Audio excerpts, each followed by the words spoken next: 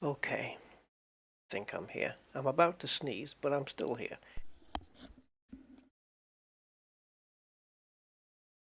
Alright, let me get rid of that.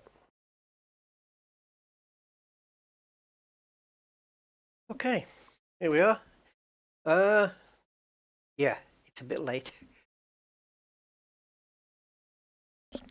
It's just about coming up to 1:30 in the morning. I I went to sleep around 6 p.m. Told Alexa to wake me up in an hour. It did. And then I went back to sleep again. And I woke up just around midnight. Awesome. So now I'm awake at 1:30 in the morning. So I thought, let's do some of this stuff. So welcome everybody. I'm going to be checking out some new AI stuff, particularly the brand new Stable Diffusion XL 0.9 beta, which I have downloaded. Now what you're looking at, this interface is called Automatic1111. Now we're not going to be using Automatic1111 for this. We're going to be using something called Comfy AI. And the good thing with Comfy AI is it seems to be letting me generate larger images without complaining about memory, not enough memory or whatever. It seems to be allowing me to do this. So I'm just going to open up a new file Explorer window, Windows Explorer, and I'm going to try and run this Comfy AI. I think is that one. Okay, so we're going to run this before we get back here into Automatic1111 and generate some from back in here. And what I realized today, thankfully, I knew it would be able to do it, is that what you're looking at here, the Automatic1111 here, based on Stable Diffusion, the 1.5 and 2.1 models, is that it can do what the Photoshop can do now. Obviously it can do things like the remove tool. It can remove things out of images and stuff. But Photoshop, the new Photoshop, comes with an AI tool called Generative Fill. And Generative Fill can take something, well, any image really, and expand upon it by adding in content on an already existing image. So what you have is, let's say, this image of the Porsche. I asked it for a Porsche 992. This is close enough. So I've got a Porsche 992 in a warehouse. So what I can do is, if I want to expand on that image and make it more widescreen, I can have AI fill in the details in Photoshop. Well, we can do it here as well. It's more useful, I would suggest, in a portrait image, where the portrait, you might look at a photo and think, I wish I'd taken that in landscape. And then you can have it put into landscape by having the AI fill in the content in Photoshop. But now you can also do it in here, which is cool. So hopefully we'll take a look at that. So let's go to a new browser page, because it's the same address, local, but it's a new port number. So now, don't be put off by this. I was, but don't. It's actually quite simple. Now, there are times when, if I'm rendering a person, there are times when it just does it, and it looks cool, and it looks real, and such like. But there are other times where it looks a little bit cartoony, and I have to work with it a little. I have to mold the prompt a little in order to get the right results. Now this is the brand new Stable Diffusion XL 0.9 beta. The actual 1.0 version is going to be out later this month, I think. So I'll be looking forward to that. Now this works a little bit different to the other one, or at least it looks different, because we're going to have two results on every image, and we have two AI models at work, and I think this is what gives it the better results. So we've got the base model here, so you've got your stable diffusion base model. Okay, so the model is what defines how the image is processed.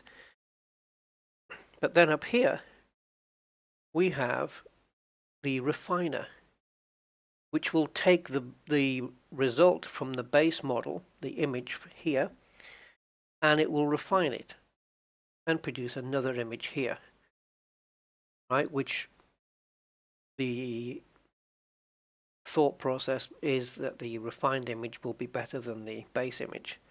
So it's going to take the base image, you know, add a bit more detail and refine it into a better image. Now, what you're looking at here is a set of nodes, very similar to what you would have in Lightwave and stuff like that. You've got new nodes you can add for all sorts of stuff. And the cool thing with this is that you can just use the mouse wheel to just zoom in and out, and really cool. Now, what's happening here is kind of what's happening inside of Automatic1111, but you don't see this. This is all happening in the background. So you have your base, you have your positive prompt, you have your negative prompt, and they're all going through these clip text encode nodes. I'm not 100% sure on those, but I'm guessing it's just interpreting text there. And then the positive and negative prompt, you can see, go through into the sampler, one for the base, one for the refiner. And this is where you would set your steps and your config and denoise amount and stuff like that. And down here you've got your image size node, which gets input into the base. And of course the base then gets sent to the refiner anyway, so you don't have to define that up in the refiner. And that's basically it. So this is really what's happening on this interface. You see, you've got your sampling steps here, which you can slide around. You've got your CFG scale and your resolution here, and then whatever model you want to use up here. This is why we're going to come back to this, because there's some new models here, and there's still some good stuff. But in Comfy, you have the steps here, the CFG amount here, which isn't config. CFG amount, the sampler name. This is just your sampler, by the way. It's nothing to do with AI models. And your denoise amount and your random seed. There is a number there, but it's been set here to randomize, so it will not use this number. And that's about it. So let's get rid of the strings here. Now in the negative prompt, let's just generate a quick image and see where we go. Oh, no one's here. Andy? I thought I was talking to somebody. Okay. Well, I'm sure it'll get rewatched by at least maybe 10 people. Okay. Appropriately, let's go into the negative prompt. So we're looking at negative words. These are things we do not want to see in the image.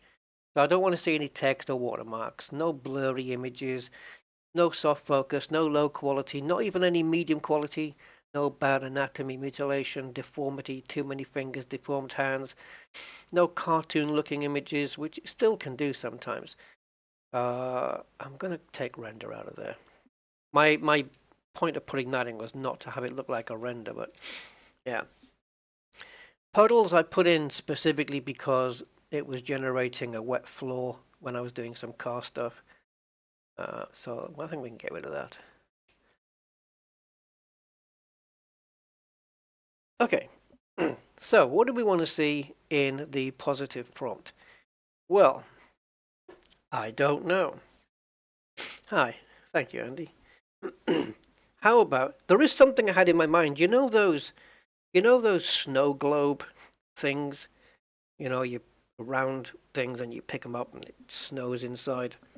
I was thinking of maybe having it try and do one of those, but the inside of the snow globe should be something like a a futuristic city kind of thing. I don't know. So let's ask it. Let's ask it to do a futuristic city inside of a. I'm just going to do it in pure English rather than split it up into keywords. I just want to see how it handles that compared to keywords. Futuristic city inside of a glass. I'm going to specify that. Snow globe. Is snow globe hyphenated? Doesn't matter. Come on, get it right. Snow globe. A glass snow globe with a wooden base. Moody.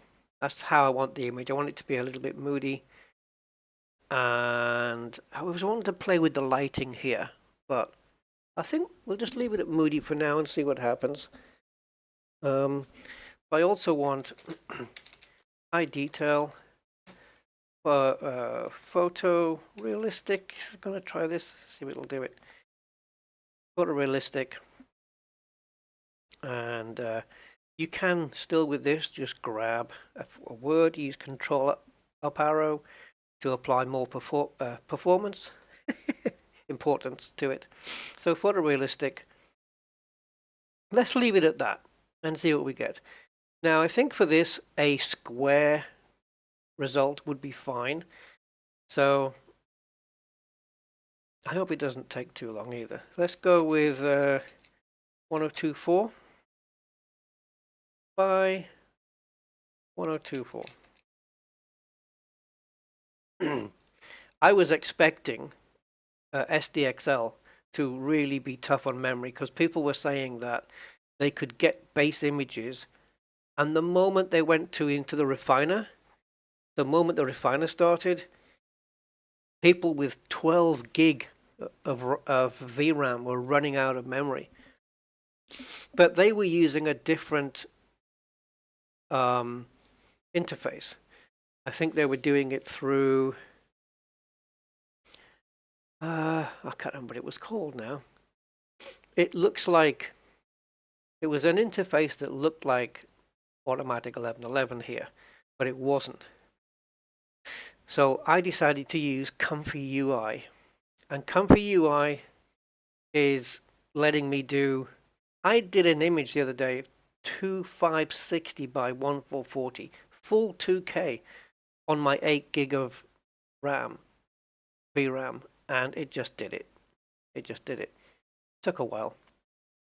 So I'm expecting this image to take about 30-40 seconds, we'll see. So just hit the Q prompt.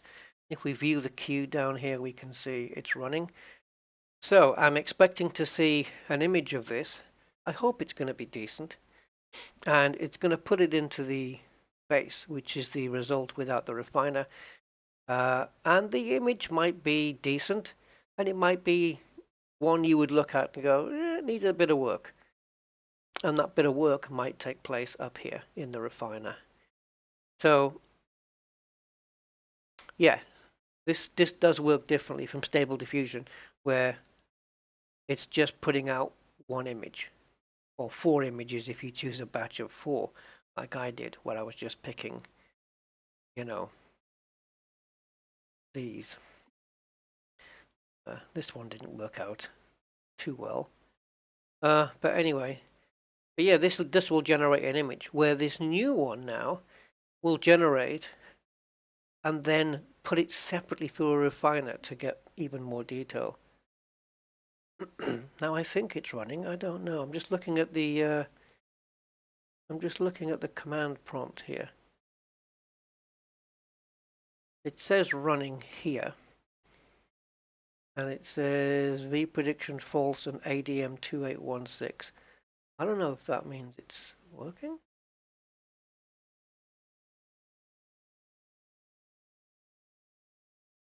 Setting up memory efficient cross attention. Okay. I'm going to give it a minute or so to see what happens. But I don't need to do anything else here. We're good.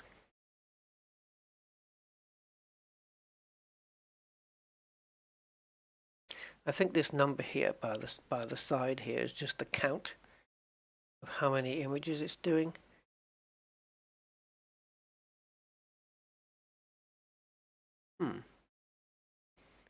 Normally we would get a progress bar on the screen, and normally I would hear my graphics card firing up. So what gives? Is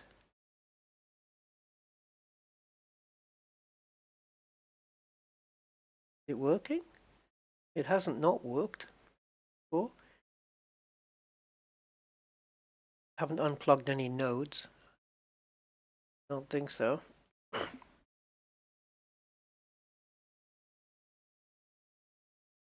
Okay. Is this because we're live? Things have to go wrong when you're live. What I could do is start with a small image, perhaps, and work my way up. Size shouldn't matter here, though, but it will make the generation faster. All right, let's see if we can cancel this. Let's see if the command line will respond to this. If not, I'm going to have to refire it up again.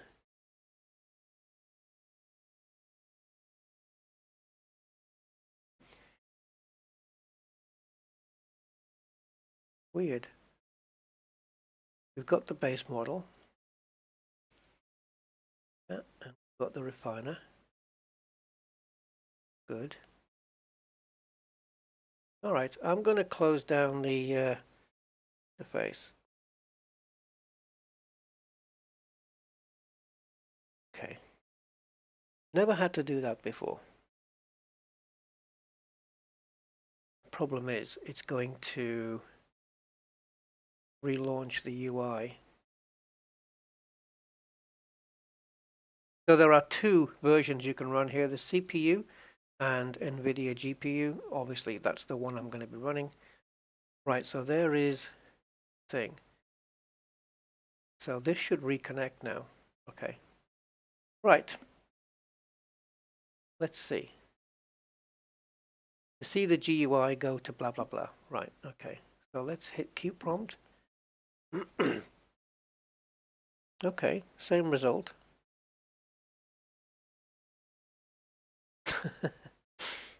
If this doesn't work, we're just going to go back to the standard one.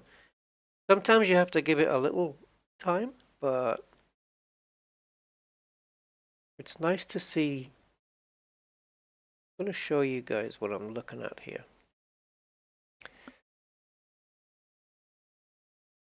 Let me get a new overlay going. So we need window capture. I'm going to put DOS. And I will make it a little bit bigger. So I'm looking at this here. And query dim is 1280, context dim. No, that's not quite correct. 640, 1280. So I'm looking, it's just kind of got stuck here.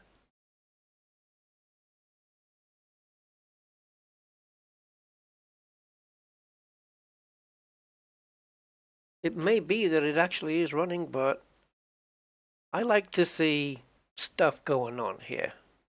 That kind of gives me a little bit of, you know, confidence that something's actually working here.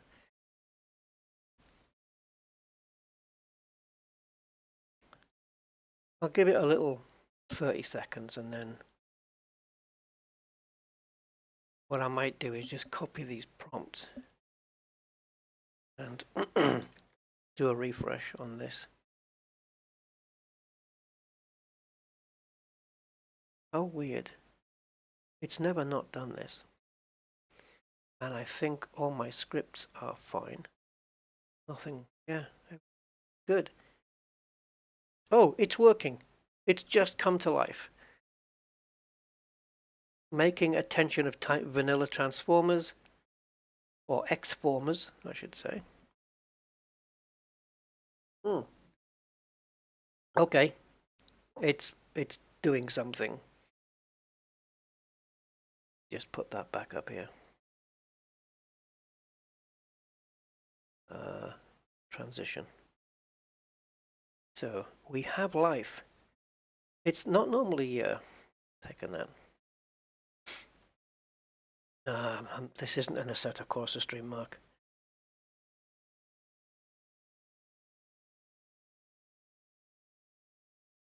And my wheel's falling apart. I wrote to Fanatec.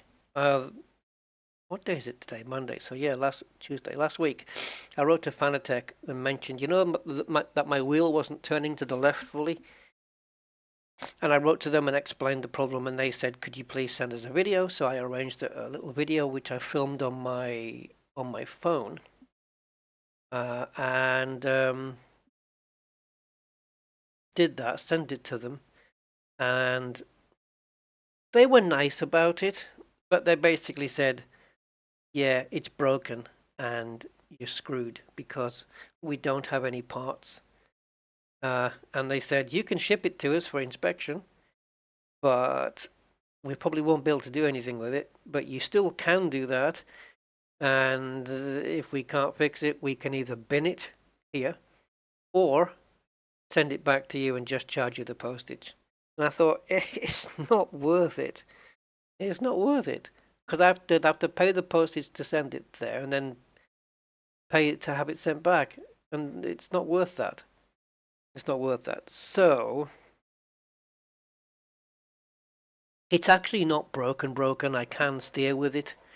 It doesn't go all the way to the left. So yeah, it's.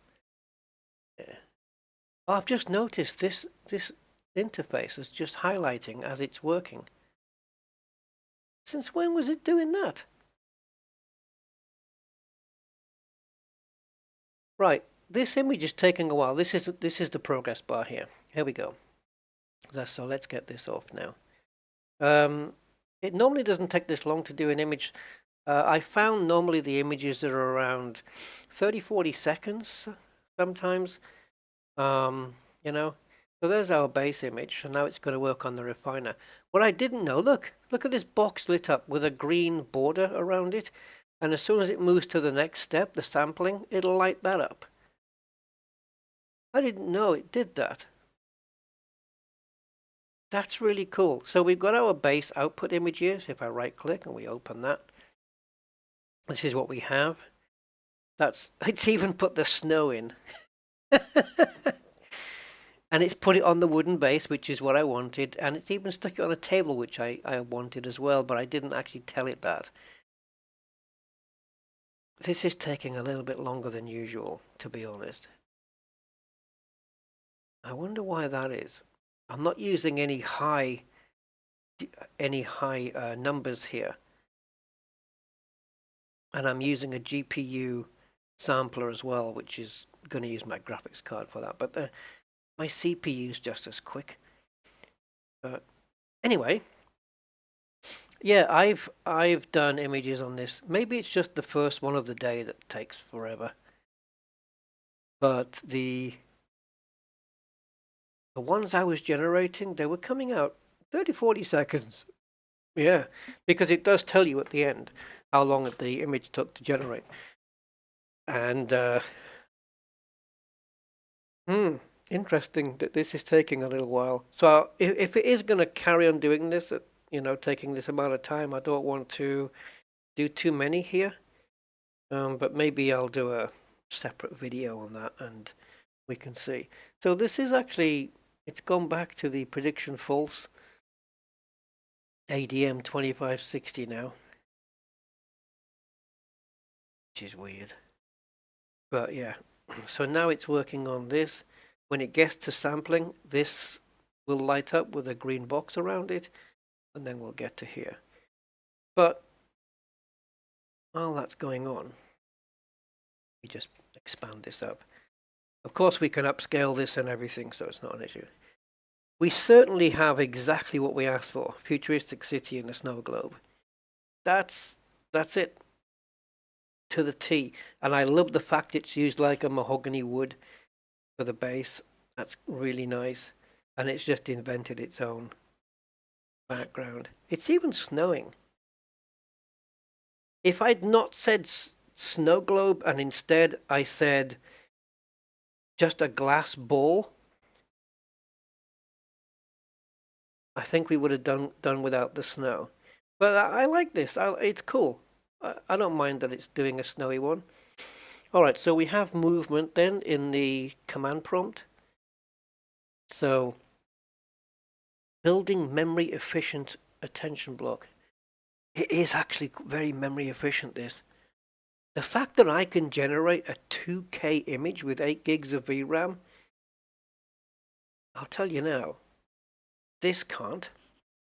I mean, in order for me to generate a 2K size image at 16:9 ratio with this, I'd have to do half that image size and then upscale it by 2 times, which is fine. You can do that.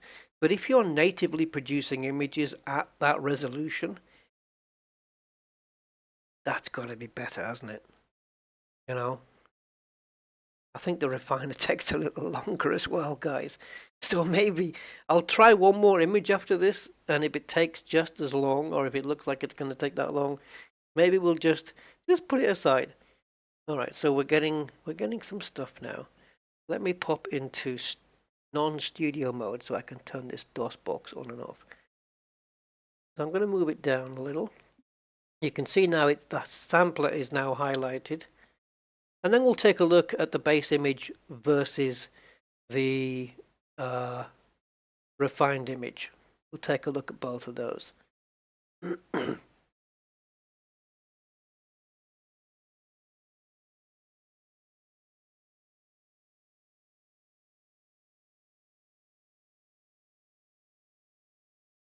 Sometimes you might not see much of a difference. And other times you'll see, yeah, wow, it really has made a difference. Okay. Right, so let's get the box off.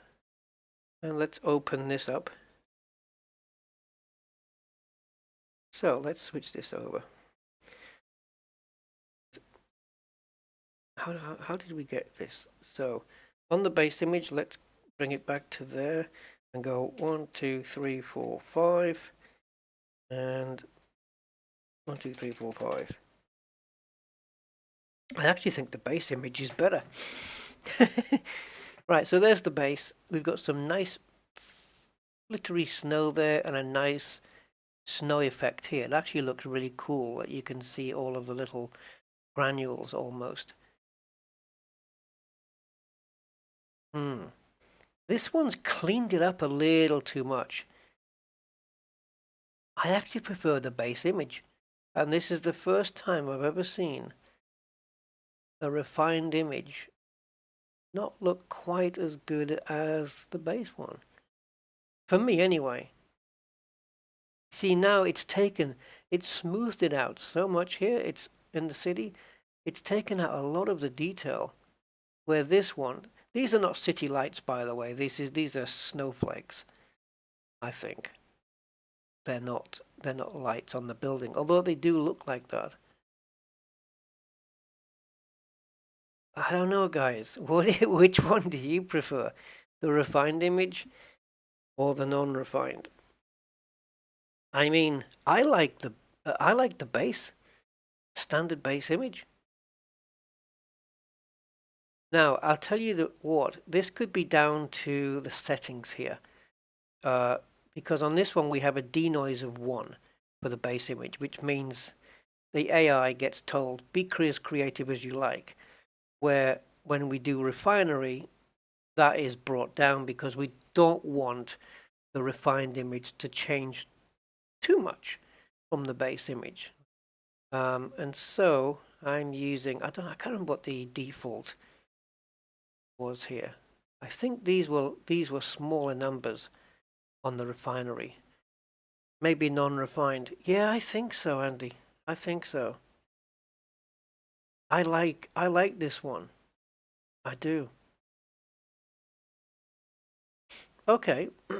I will take if no, there's only 3 people watching, but if Andy, if you have any suggestions for a prompt that I can give it, I will be more than happy. So again, I love this because the text is so small here that I can just, oh, it's not working. There it is. These, I love how we've got the red line is a spelling error. This is kind of yellow and purple lines are grammatical. But if I, it's trying to follow me around. This is just a plugin I have. So, I hope it's not all going to take too long. I think we should try and go with a larger image, or at least one that is portrait or landscape, you know, rather than a square. Now you can add a rescale node onto this, which I think would probably go like you would unplug this node and maybe the rescale would go here. I think upscale, we can upscale, we'd do it at the end and then just put it into the refiner afterwards, or into the output. So I don't know, let's forget the, oh, I did say I wouldn't base. I did say that, all right. And then I said I wanted it moody and high detail. Oh, yeah, and that's the thing. A lot of the high detail was lost in that refined image. So let's see if we can do a person, and let's see how cartoony or photographic it is. So,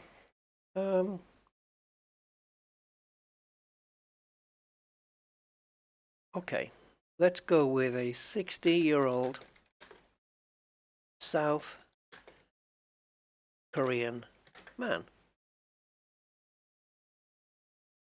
Why not?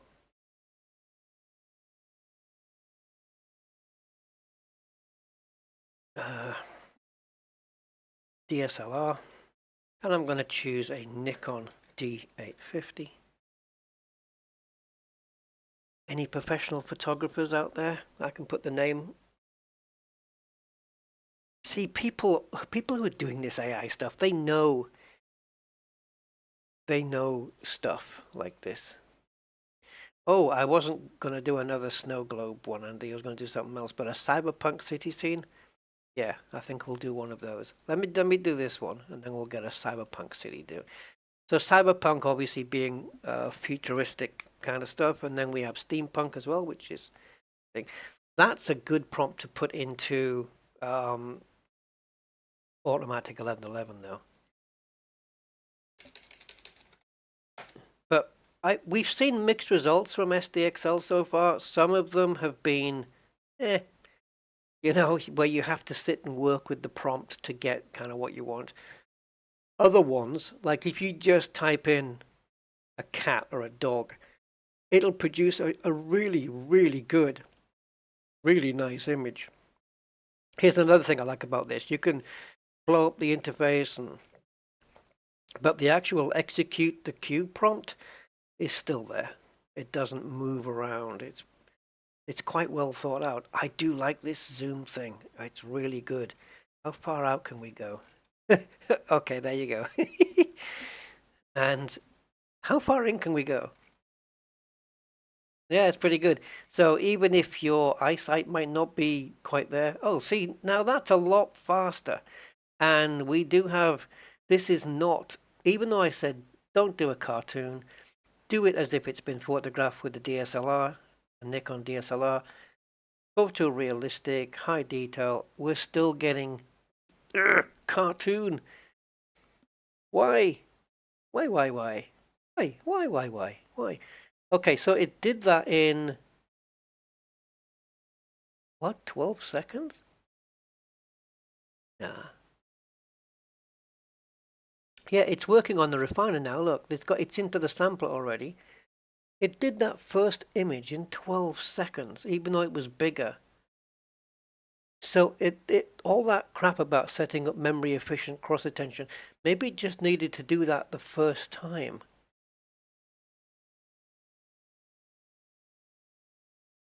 Yeah, it took 600 seconds almost to do that first one. We've got what we want, but it's a cartoon and I don't want that.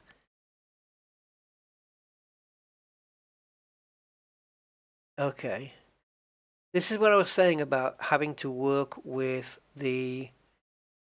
Now, if I don't save these images out, by the way, we lose them. So I'm just gonna them. What? How? I mean, okay. Come on, give me a zoomie. There we go. Right, 60-year-old South Korean man. We've got that. Fine. DSLR. Oh, Jesus. Okay. It shouldn't make a difference if I put DLSR. It shouldn't make a difference. Nikon 8D850. I don't know. People choose this camera a lot. I'm not quite sure why. The D4 for me would be the top one, but anyway. Or it was. They've got a new top camera now, where if you want to buy the Nikon top camera body, no lenses, just the body, $5,500. Right, so we want photorealistic, and let's also specify photo of, how about award-winning photo of South Korean man. Da, da, da, da.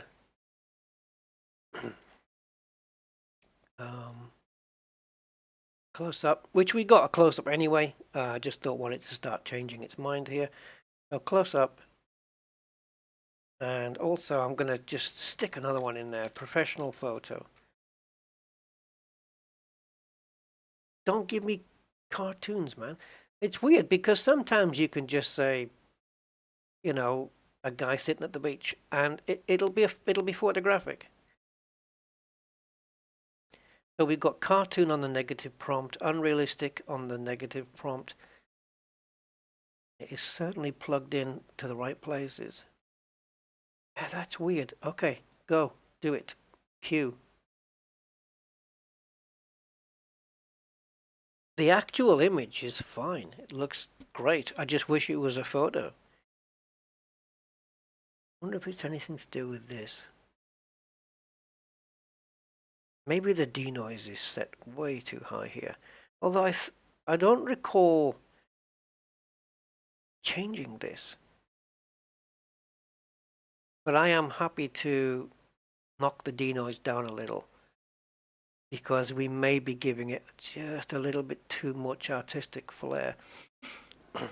The other thing I did with this was I rendered a car out, and normally when it does cars, it's tough enough to get the wheels looking round, but the brake discs, no, it doesn't do a good job on brake discs. They're all over the place. But I noticed that when I rendered a Ferrari here, and then in the refined image, the brake discs were a lot better rendered than in the base model. A lot better. So it does work to that point. We've even got a progress bar going along here too, which is nice to see. So that means we're getting the output. No. Oh, it's doing the decode. There we go. Oh, now you can see a massive difference here, I think, between the base and the refinery. It's still not a photograph. It's looking a bit closer, but it's still not there yet. So if we look at the base and look at refinery, look at the extra detail it's put into the face. Like particularly here on the cheek and around the eyes. Wow. That's a big difference. Like the beard looks very, like it's all the same length, and it just looks quite uniform in a way. And then you get here and it's kind of a bit more raggedy. And also if you look, so here on the base image, If you look at the leather jacket here, it's kind of a little bit blurry on the detail. And then you can see here clearly that there is more detail on the jacket. And it's added a little button there for some reason. Yeah, here the refined images are a lot better. Now, we are getting some really high contrast, and I don't like it. So let's turn the denoise down to 0.7. The CFG, take that to 6, and I'm going to bring this up to 28. This is for the base image. I'm assuming that the refinery will be based on this one anyway. So these figures can be lower because they don't need too much work. Let's just leave that. I'm not going to change the prompt, I don't think. I think I've specified enough in this here to warrant having a decent photo. So, and maybe we can even go, let's just go bigger. So, if we were to go,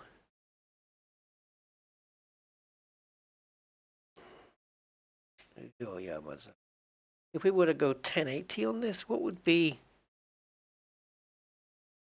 a good width to kind of keep this ratio? 1080. So 1920 would be full across, and half that would be, brain doesn't work. 940. What about 768? Yes, 768. Oh no, it's 1080. Yeah, 768 by 1024. Let's go there. All right. So we've just changed the denoise, the CFG, and increased the steps.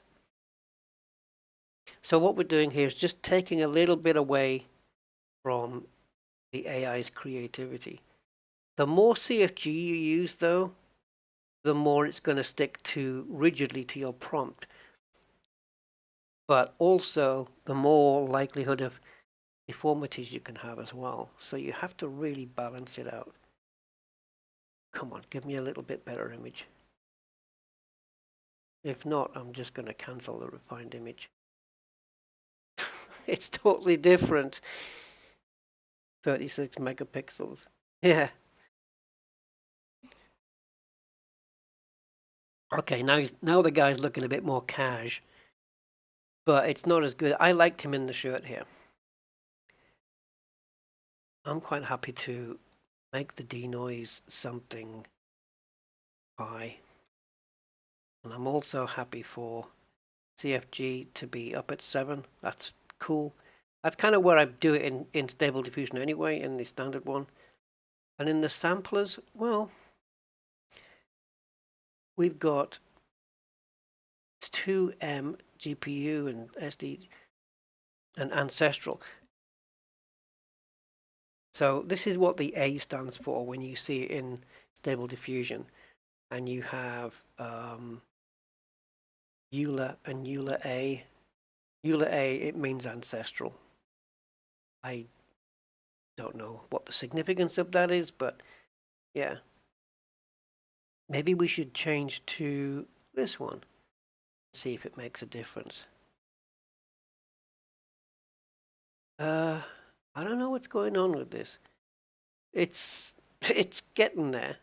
He's looking very casual. He's got his cash almost like a tracksuit top on. Sticking with the hat. It's got the longer ears, right? Because he's older. It's just, oh, it's not where I want to be with this though. I will definitely do a Steam Cyberpunk City. Doesn't that sound like a TV series though? Another episode of Cyberpunk City. It's like some modern version of the streets of San Francisco. Oh. Oh, I'd love to see a sci-fi series that's all steampunk. That'd be weird. That'd be cool, actually, I think. Right, so now it's at the end of the sampler. I love that we've got this progress here actually in the interface. That's very cool. This comfy AI is nice. Oh, geez. How much of a difference in that refined model? Holy crap. It's not there yet with the reality, but we can work on it. Look at the difference. That's the base. Now, you see what I meant when I said before about it with the snow globe? How it was the first time I'd ever seen the refined image not look quite as good as the base? Look at the difference. I mean, it's night and day. It's actually put a 66 here or something like that, and it's completely wiped it out here. Look at the face difference, though. And the expression, the fact that he's looking just off camera, which is perfect, is how you get your most natural poses. Rarely do you want somebody looking at the camera. It kind of spoils it. This is why selfies never work properly. If you're going to take a selfie, don't look directly at the phone. Yeah. Wow, what a difference. He looks very cartoony there. Here, kind of a mix. You know what I'm going to try, though? Let's try this again. If I change the seed now to fixed, I'm thinking it's going to use the exact same seed. If we change that to fixed, I'm going to leave the refiner on randomize. And I'm going to remove the entire negative prompt. I just want to make sure it's not interfering with anything. So let's generate what I hope to be the same image because we're using the same seed. And this did it in 1024 as well. That's 1024 up and down.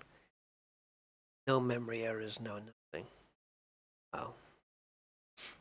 And the detail on the hat even. I mean, this is a quite basic. When you look at here and you've got like almost like bits of fluff. I mean, it's self-evident, isn't it? The difference, especially in the face. You've got the crow's feet there on the eyes. The detail on the chin is just... Look at this one by comparison. We're being so spoiled now, though, that if we typed in a prompt and it brought this out, we go, wow, look at this. It's done exactly what I asked it to do. But we are so... Like, even in Stable Diffusion now, I am so beyond this. If I type this prompt into Stable Diffusion using Cyber Realistic, the new Cyber Realistic model, well, I think we're going to see what we're going to get with it. It will look genuinely real. I think we'll give it a go, actually. What I can do in here in the negative prompt is put hat. Like if I don't want the hat on him, I just put hat in the negative prompt and it'll do him without a hat. So again, it's not quite there. How far are we through here? I don't know whether to cancel this one. I'm kind of curious to see what the refined result's going to be on this. But, oh, that's not good, is it? Don't let these images put you off, guys. I have seen SDXL produce some amazing output. I can't get it to do. I can't get it to do photoreal. Obviously, I've taken things out of the prompt here, like cartoon and unrealistic and low quality. I've taken all that out. I just wanted to see what would happen if there was no negative prompts, giving it a lot more freedom. Thankfully, it didn't put him unclothed.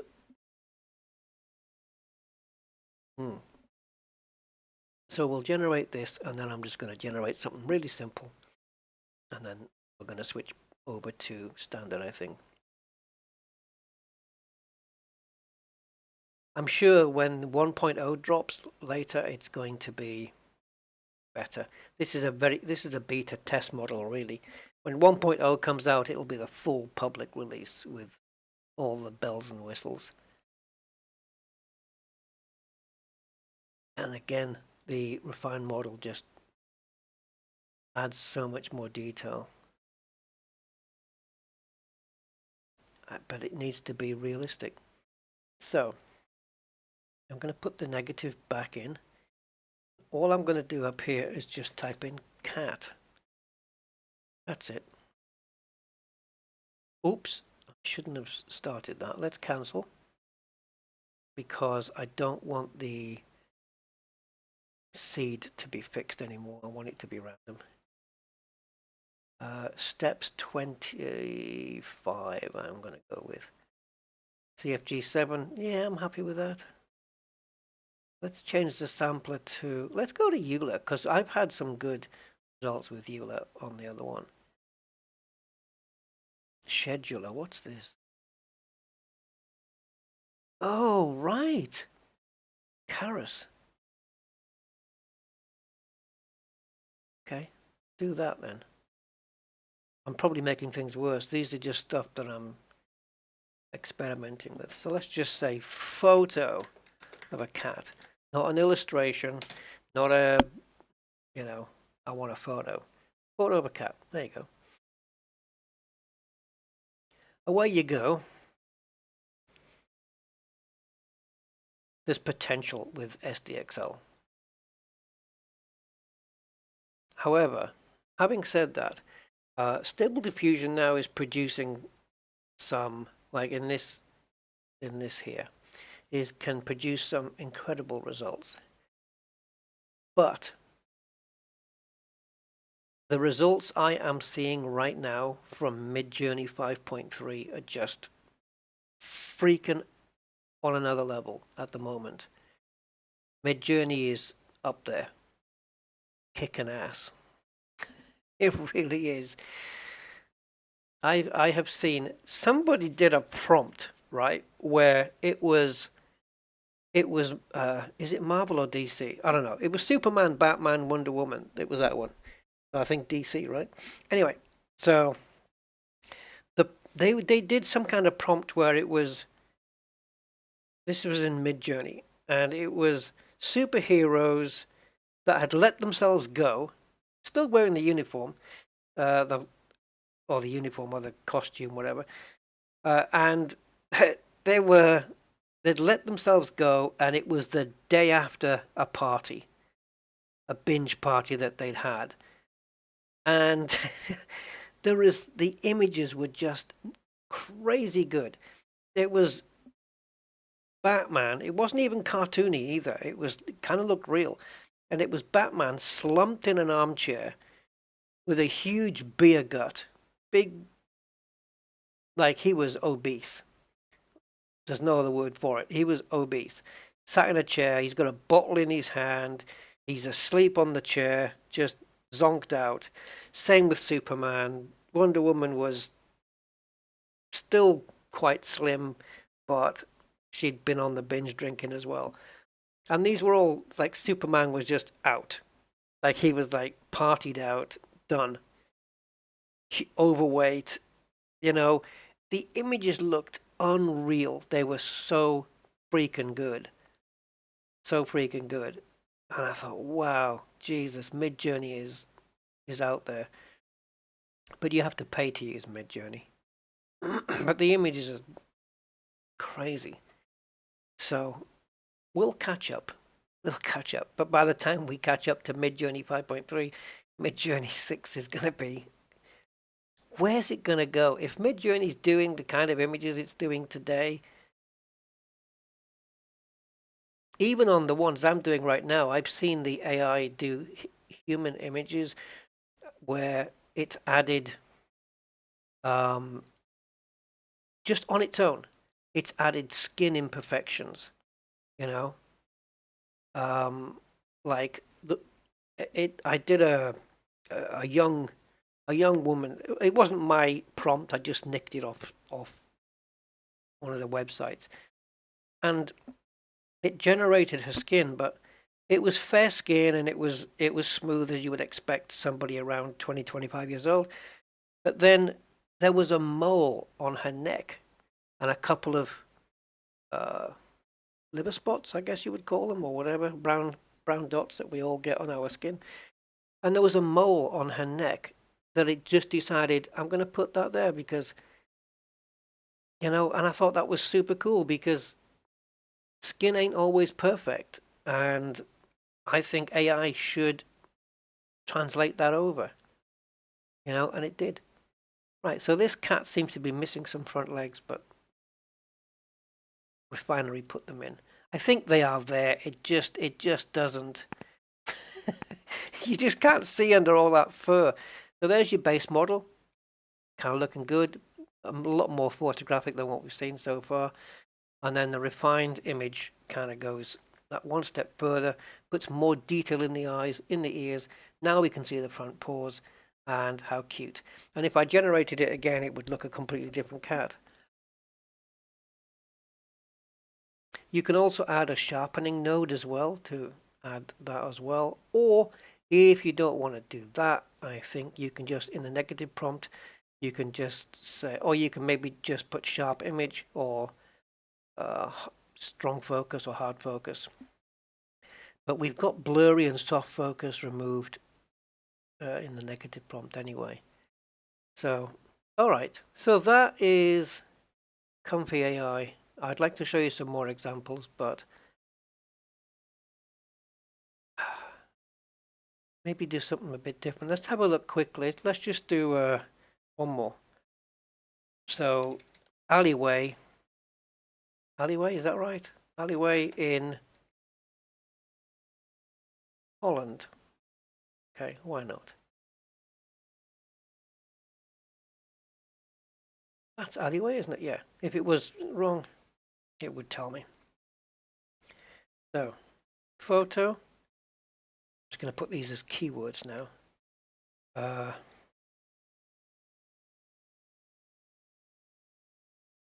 I'm going to just Google something. World famous, well, they'd have to be professional to be world famous.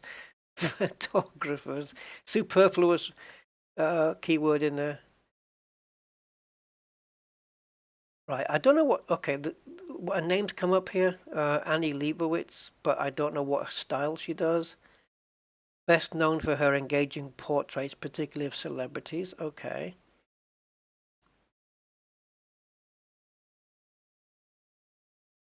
National Geographic. Okay, let's put this guy in. Photo by Steve. Now, if the AI knows who this is, if it can, research and know who that is, it'll kind of give me. So Steve McCurry, he does National Geographic photos, but maybe I should then change it to something instead of an alleyway in Holland, which is a curious thing for it to do, would be a chimpanzee in a tree. And I'm actually going to put as a prompt here, National Geographic, because why not? High detail. Let's just forget that. Let's go extreme detail. Okay, this is the kind of thing that people write. And what else? Extreme detail, 4K photo, and also, I think a lot of these keywords people use are kind of it's being overdone. Once you've got extreme details and you've chosen photo, shouldn't photorealistic be the result anyway? You would expect that. Yeah, we'll keep that. Oh, let's see how it does. Don't give me a cartoon of a chimpanzee, please. So, photo by Steve McCurry. If Google puts him as one of the top photographers, then it should be able to to work it out. Ansel Adams. He's already passed away, but still, you can still do his style. So he does black and white images of the American West. He was born in 1902 to 1984. Oh, that's a hell of a period, isn't it? And he does black and white images of the American West. So if you did some American West kind of pictures and you say in the style of Ansel Adams or just put his name there,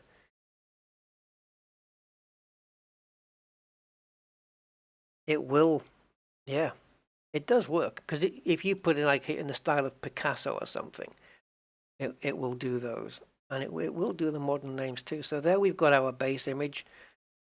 Certainly needs detail added to it. The leaves look good. The tree bark has got a lot of moss on it, but it needs detail.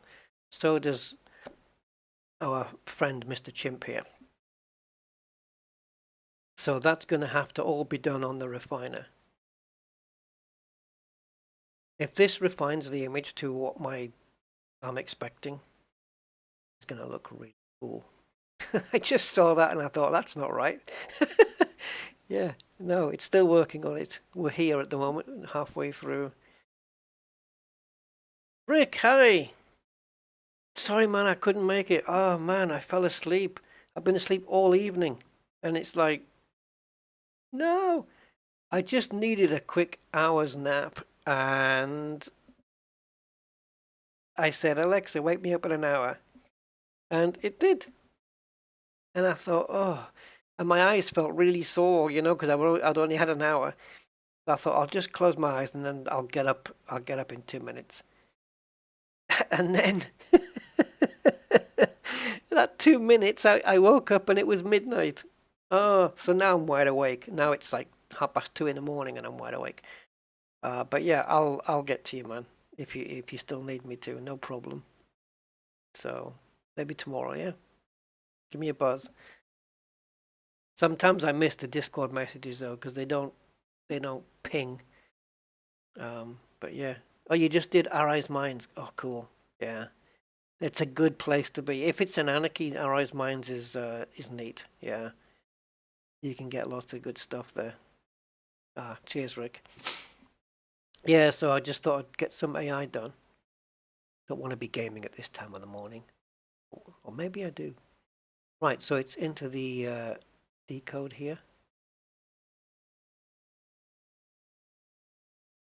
Yeah, I mean, come on.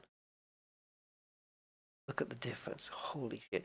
It's not amazingly photoreal, but I think I'm only saying that because I'm being completely spoiled by AI now. But that is damn good. It does need sharpening, but we can do that in Topaz Gigapixel can do that. The tree looks a lot better. A lot of moss on that, a lot of flaky off kind of bark. Leaves looking good. I like the blood background, very cool.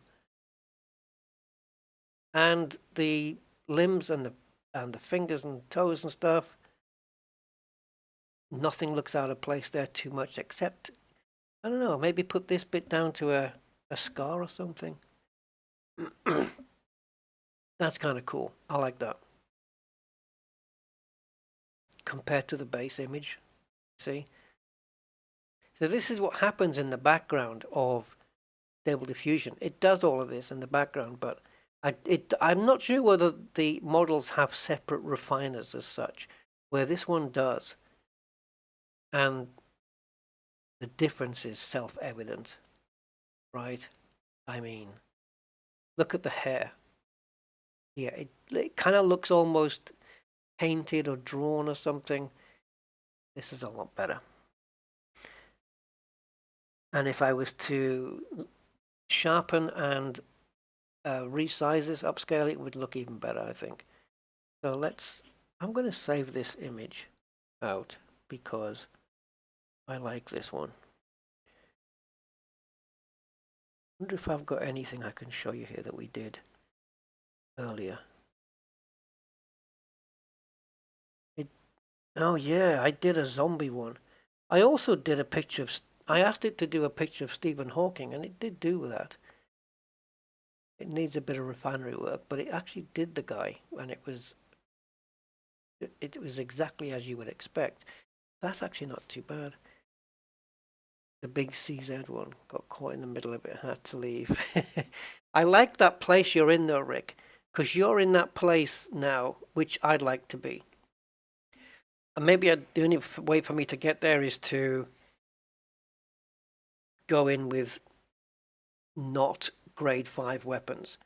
And that phase is where you can go into a base, you're going to raid it, and you don't know for sure if you're going to get out of there in one piece. You might not. When I do it, I've got a high degree of confidence that I will get out of there. It's not by no means certain, but it's a high degree of confidence. But I like it where I can go in and I've got trepidation. Like I'm thinking, will I do it? Won't I do it? I want to be in that groove. That's where I want to be. And for me, I'd have to have the AI difficulty increased. All right.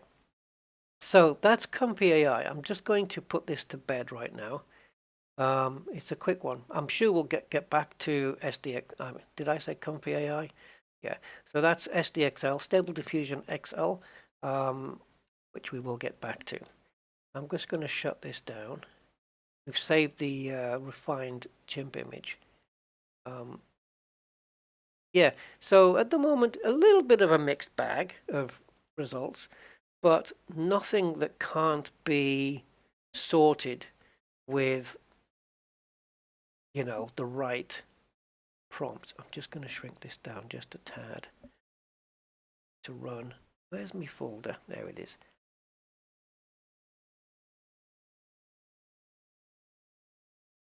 Okay, so you're looking at right now, this is a upscaled image that I generated in Stable Diffusion a little while ago, about half an hour before the stream. And the prompt was Porsche 992. It's a Porsche. It's recognizable as a Porsche, but 992? Not so much. For a start, the back wheel is the same size as the front wheel, and on a 992 and other Porsches, it isn't. It's slightly bigger on the back. The rear spoiler, where's it going? It looks like it's trying to wrap around that wooden beam. I don't know what's going on there. Yeah, and the wheels are not perfectly round either. It's so difficult to get round wheels in some models. Other areas, like I just typed in Porsche 992 and it is a Porsche, but it's not quite where I am, where I need to be with it. If you type in GT3, it will put a big ass spoiler on the back. And we've got a car hiding in the background here as well, which is kind of nice. And the other part of the prompt was I wanted a car. It's basically a car in a warehouse. That's it. That's a car in a warehouse with brick walls. That was basically the prompt. I'm just waiting for it to kick up. I want to do some generative fill. So we've got here photo of a Porsche 992 car. I don't think I needed to use the word car. I think the AI would understand that. Porsche 992 car inside a well-lit abandoned warehouse. So instead of putting lights in there, because see, I ask myself questions like, I've suggested well lit and also natural lighting, but my brain has all sorts of questions, such as, does the AI know? Like if I took out natural lighting, would it still put the windows in? Because if it's abandoned, you would assume that the electricity has been cut off. And so if I want to say well lit, that it wouldn't well light the warehouse by putting the lights on. I mean, there's no lights here. You wouldn't expect it to have the lights on, right? So does the AI know that because it's abandoned, there'd be no electrical lighting, and so the only way I can get it well lit is to have windows? Does that make sense? You know? Oh, you did it on the first try. Cool. Yeah, AI's minds is really pretty good. You got like what, 6, 7 guards maybe to take down, maybe a bit more. Mr. Budman, one and only. Hey man, welcome. This is my early morning stream. Okay, so this is up and running now. So I'm going to get rid of... I've actually put a prompt here called conjoined cars. Let me just grab this negative prompt. So we're going to remind me to do generative fill as well. We're going to do a generative fill. If I can remember how to do it correctly, we'll do a generative fill. You can generate an image here and then fill it out with a generative fill thing, or you can take a photo that you took on your phone of yourself and have it fill out some details. You can do that with this. It's all doable with this. This is why I like to use this one rather than some of the AI online. I'm not talking about Midjourney, that's a different thing. But the AI engines online like Microsoft Designer and Adobe Firefly, they do give you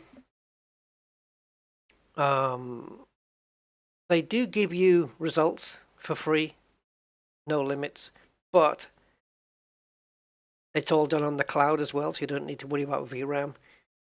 But it's very limited, you know.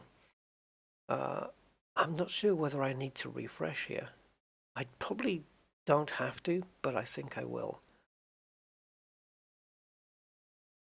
Let's save. Let me just save this prompt out. It'll be easier. So I'm just going to do Porsche. Or actually, do car in. It doesn't have to be Porsche. So just car in warehouse. Okay. Let's do that. And let me hit refresh here. So we've had 2 AI models that have been updated recently, like this morning. One of them was cyber realistic, which went from 3.1 to 3.2, and is even, when it does people, it's even better now. It's crazy. I posted some on my Discord, and it's just nuts. And Realistic Vision V4, which used to be version 3. I think it was version 3. Now it's gone to 4. And this is what I'm using right now to do the cars. So if I click here, it should load in the last parameters that we just did.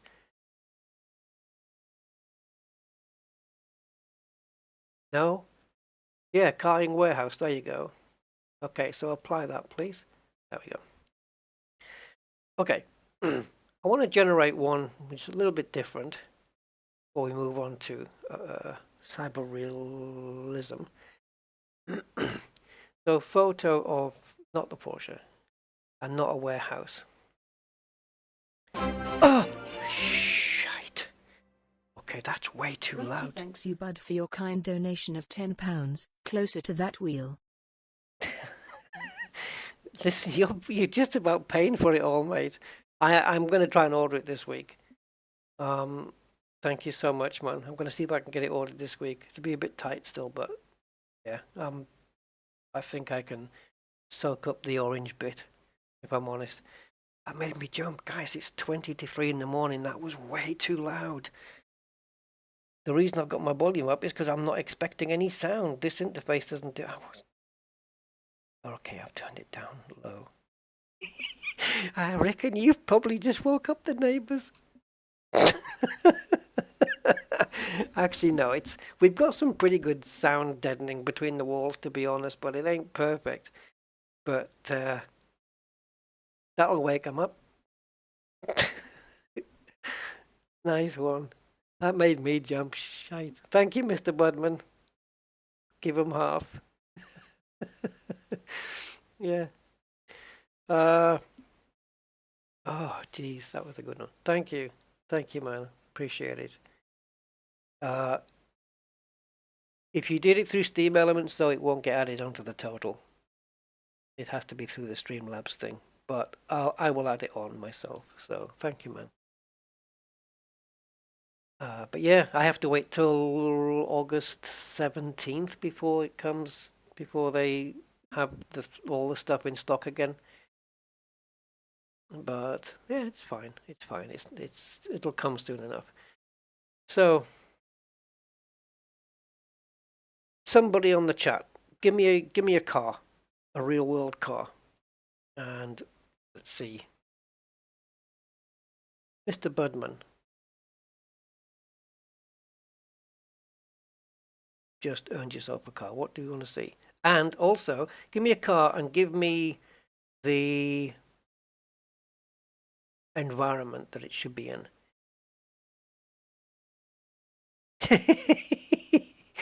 £5. I like the way that you said quid. Yeah. I also want to use, I think I'm going to use Realistic Vision as well to do the Cyberpunk City as well. I think Realistic Vision will be good for this. So I've experimented with different sampling steps and CFGs, and I found that for doing the car, you either want to go high, like 50 and 9, I think it was here, or drop it right down and have the CFG scale at 4 and this down at 20, which is pretty low, but yeah, multilingual. So what car do we want, and on what kind of setting? I was doing cars in a tunnel, a brick tunnel that had graffiti on the wall, so I kind of like the graffiti thing. A Mustang in a... I will have to say car for that one. No, I'll get away without saying car, I think. In a corral. Okay.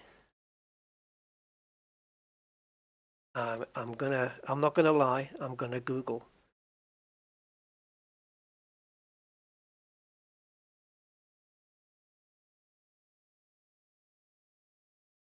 Okay. Are you talking about to put or keep livestock in a corral?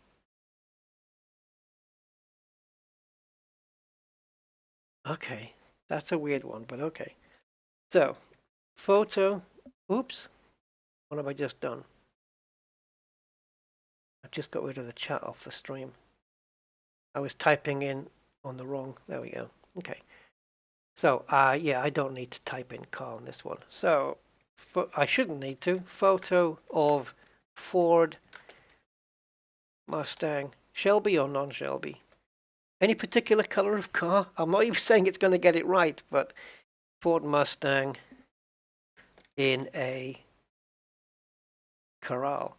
I've got photo by Amy Shaw. I don't know, I just picked her name up somewhere. Natural lighting, high quality film grain. Do I want film grain on a car photo? Not really. Let's take film grain out of this. I'm not quite sure what results Fujifilm X-T3 camera is going to produce either, but we'll keep it in there. One single car. It kept doing conjoined cars. It looked really weird. Close-up centered subject and more details on the LoRa. Okay. And here I'm going to stick with these settings because that's what I use for the Porsche. Let's get the random seed on. And we'll generate 2 images and go.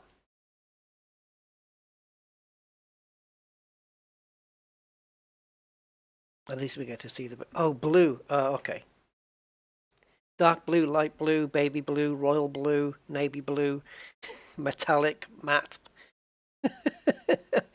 You can really be quite specific on this. I don't know whether this is going to be a modern Mustang or a vintage, or even if it's going to look like a Mustang. And I'll tell you what, when you said about make sure you specify car, it made me think it would be quite cool to do a render of a horse as well. That would be nice, man. I've not rendered a horse before.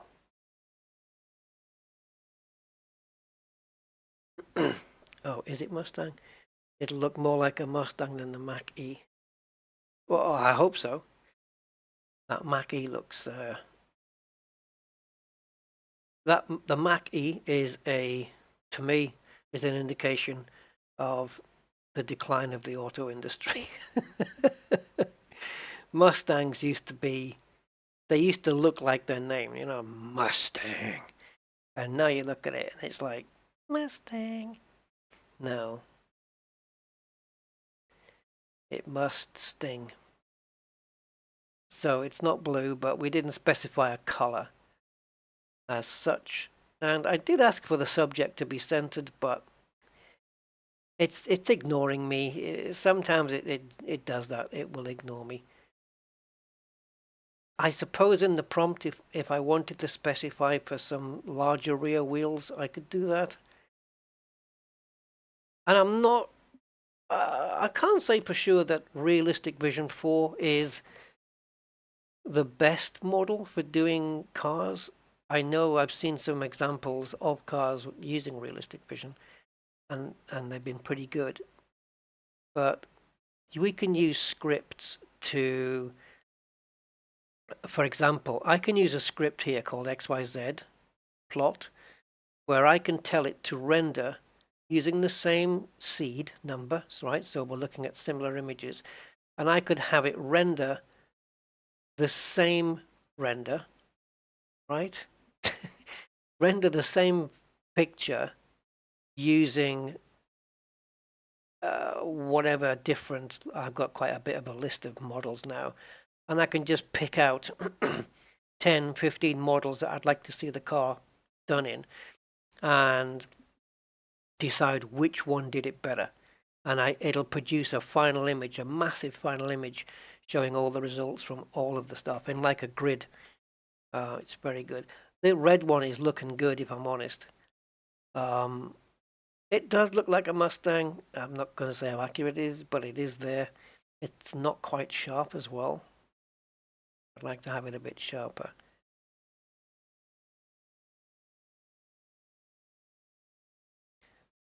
The red one looks better to me. Oh, and the wheels aren't that bad. Okay, it hasn't got any brake calipers, but we'll let that go. Now, if I take this image and send it to image, and drop it in here, I'm going to keep the prompt, but I'm not going to allow it to do anything with it. Oh, you can even specify time of day if you want cloudy skies. Of course, you can do all of that. So let's take the denoise from 0.7. I don't normally see people do this. They normally drop it down to about here. I take it off altogether, because I'm saying now that I do not want AI messing with this image or changing it even in the slightest way. And we're going to go into script and choose SD upscale. And because we're using a landscape image, if I want to get it up to 2K, I'm going to choose... I could choose ultra sharp, I guess. We could try that one. And I need to scale it up by 3.35. Actually, what's the size of the original image?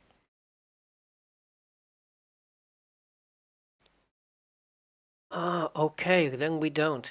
See, the height is 720. I want to go to 1440. So, good thing I looked. Good thing I looked. We're going to need to go 2 on this. Easy to type it in, wouldn't it? Could have just typed it in. So, twice the size. SD upscaling. I'm hoping it's going to do a little bit of sharpening as well. Have we got it enabled? Yeah, sometimes I forget to specify the upscaler and then it just doesn't do anything. So it's going to re-render this image, but it's just going to upscale it to twice the size using using artificial intelligence. I think by switching the denoise strength down to 0, I've kind of turned that off. Yeah, who needs brakes? Gunmetal. Gunmetal grey, yeah, it'd be nice. Or even a gunmetal grey, a matte gunmetal grey. Yeah, we can have another go. See, it's working in tiles. 512 by 512, I believe it is, with a 64 pixel overlap. And the reason for that is so that when it stitches all the tiles together, there's a lot less chance of seeing any seams in the tiles, right? And the good thing about, you see, no, if I just use the high-res fix here to upscale,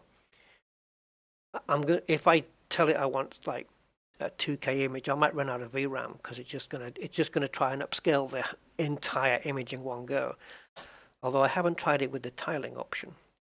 But with SD upscale, it does do tiling, so it'll just do it in blocks, which means as long as your memory can handle a block, you're fine. You can upscale it to 8K if you want.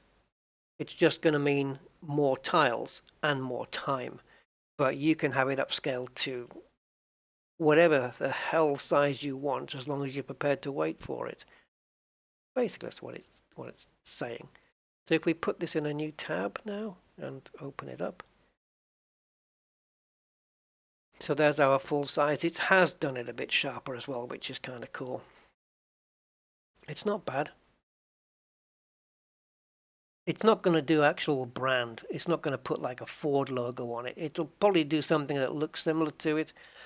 The only thing I'd like on this, which I don't particularly like on this, because the background looks okay, but the car, it has a habit of doing reflections that are too sharp, giving the impression that the car is way too highly polished and stuff like that.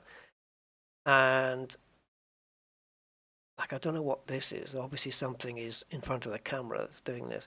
But I like to have soft reflections, a lot more soft reflections.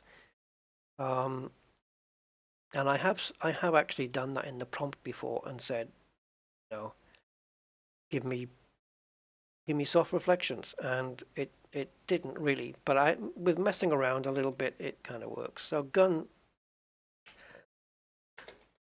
gunmetal gray.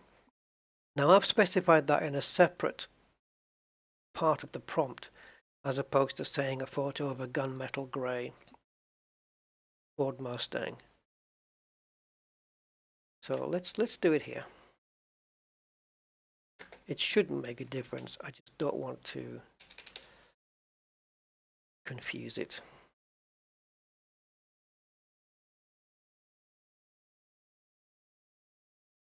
Oops.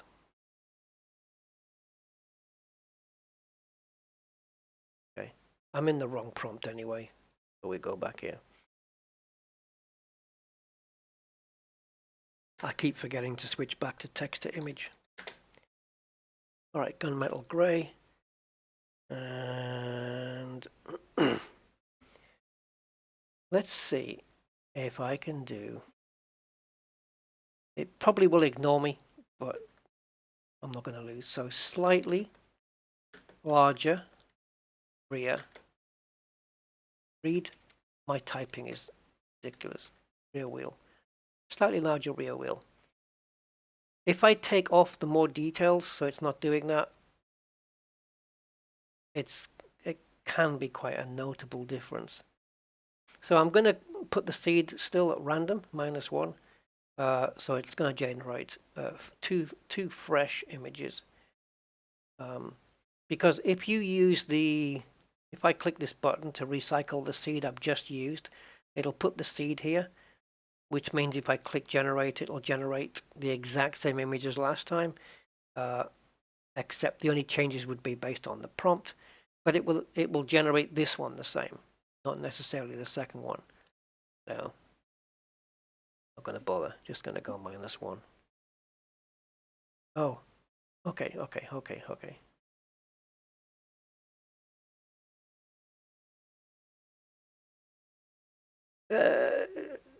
Mr. Budman,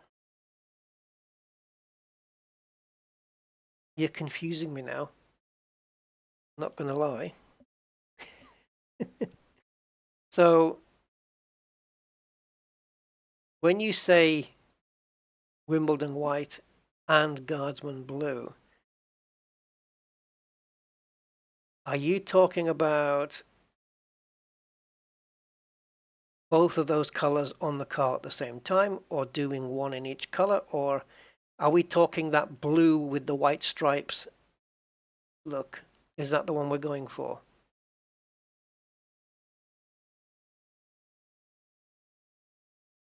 I don't know if it's going to do that kind of detail. Oh, okay. If you wanted a 66 Mustang, we can do that. Okay.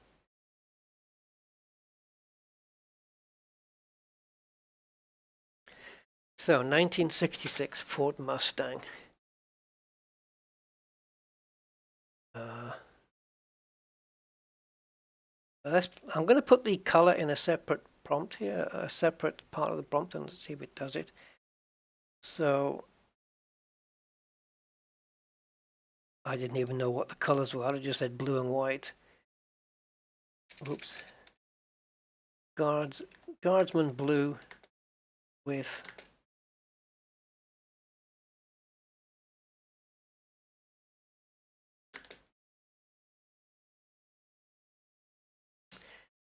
was it a specific model that came with those? Can I not just say like Shelby or something?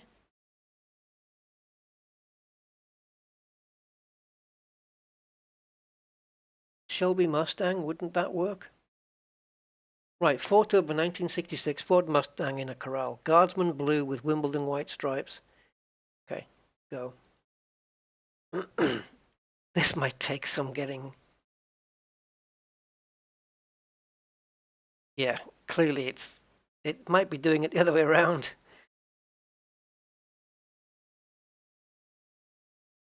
Yeah, the point is to see what it's going to come up with sometimes, yeah.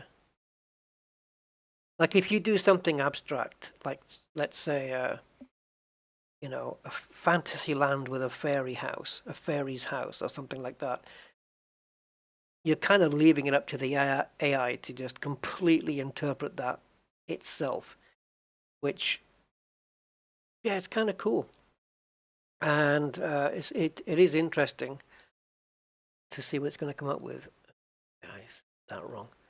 And but if I specify a 66 Mustang, I want a 66 Mustang.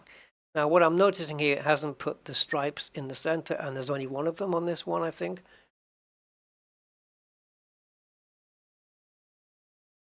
So I don't know how English I can get with this, because oh, it has done the two. I would have said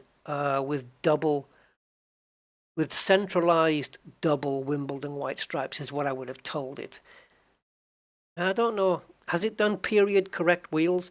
And it does look like those rear wheels are slightly larger, even though I did spell slightly wrong, and I still have it spelt wrong. I think it can handle slightly out typos. I think the AI can still handle typos. Lemons. Lemon stripe. Yeah, Le Mans. Yeah, Le Mans style. This isn't the right blue, is it? Are the wheels correct for this period of car? I mean, it looks like it's put the stripes in the right place. It hasn't put them down the side of the car. So it's kind of got that right. The rear lights are looking the correct ones, right? I don't know. It looks like it's got some. Oh no, it's red, white, and blue. I thought it was some Italian stripes going down the. See, we got two whites. They're not the same width. They're not central. And then suddenly we got blue and red up here. I don't know where the red came in. Yeah, and some of the things like the mirror and the steering wheel are not quite circular. This is better. The stripes down the side we don't need. I like it to put some red marked tires on there. But this one's got the central stripe going up and around. It's not too bad, is it, for a first go? But again, those reflections are just, oh, they just put me off so bad. It's so unreal with reflections that much. I could spend a day polishing a car wing or a car door, with a machine polishing, and I couldn't get a shine like that. Not even adding ceramic coating at the, well, yeah, okay, maybe with ceramic coating, but even then, still, it's too cartoony. It's way too cartoony. It's kind of in that zone between cartoon and real. Oh, hi, Bo-Katan. Rims are always wonky on these things. It's very difficult for it to get it and nail it there.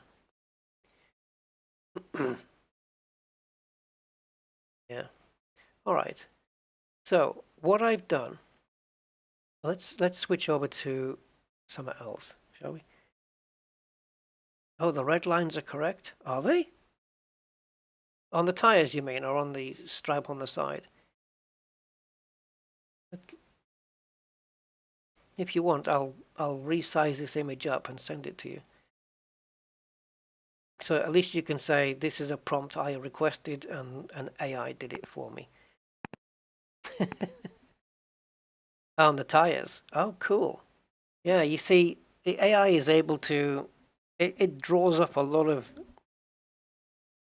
information from the web and stuff like that. It's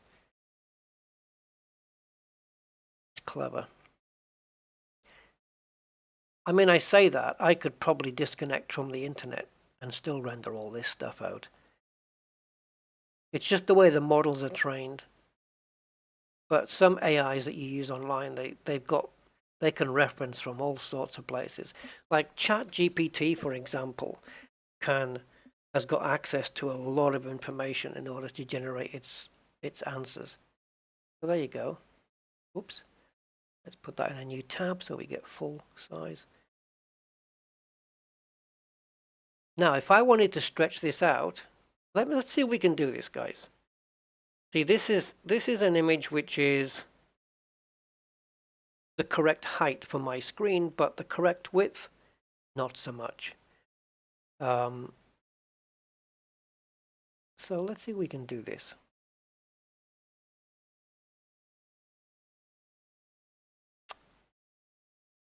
Boom, boom, boom, boom. Right. So from text to image, so we produced it in text to image. Yes? Yes. Right. We did that.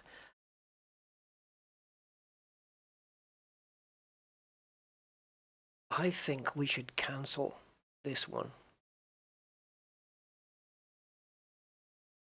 Right. This is the non-upscaled version. This is the upscaled version. So the upscaled one can disappear.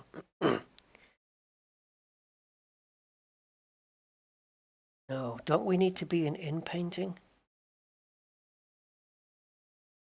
Yes, image to image is not for doing what I want to do. I want to in paint.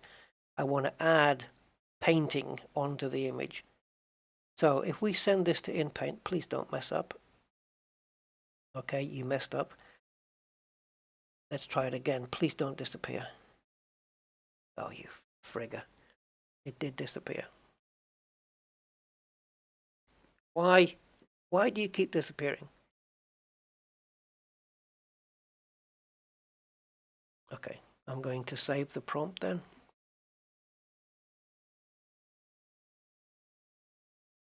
Can we do that?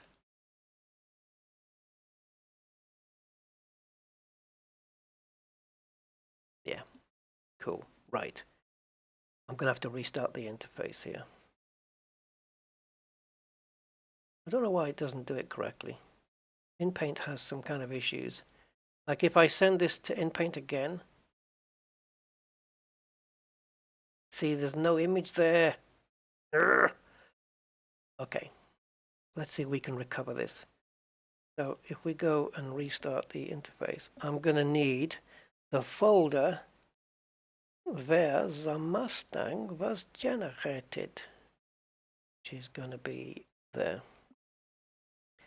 Okay, so let's go to image and to InPaint, and let's drop the Mustang. So, cool, but I also want the Mustang prompt. Well, I have found that leaving the prompt in,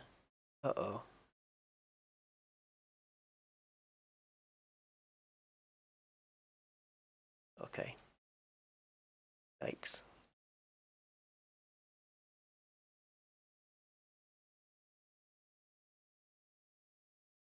Did we lose it?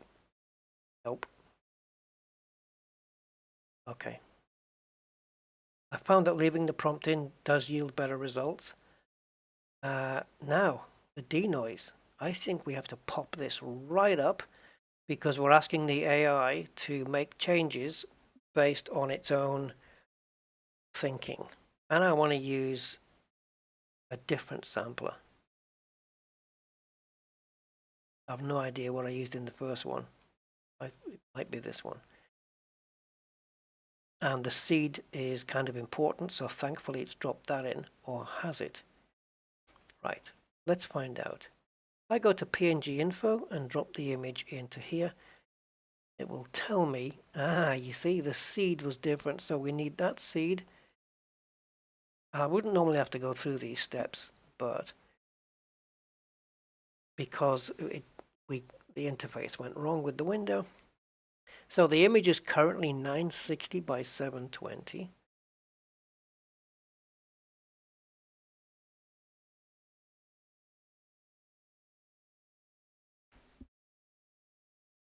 Okay, I'll work it out.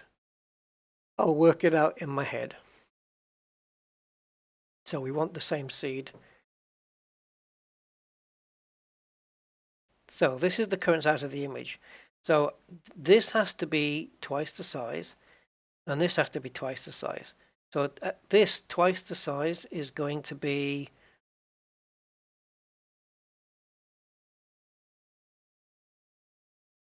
I'm trying to work this out. 2,560 divided by 2, right? It doesn't work out that way though, does it?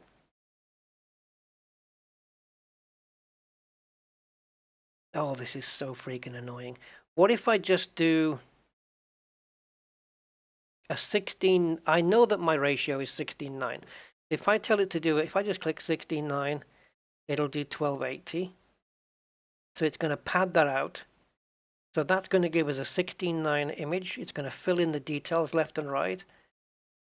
And then we're going to upscale by twice the size. And that should hopefully give us a 2K sized image.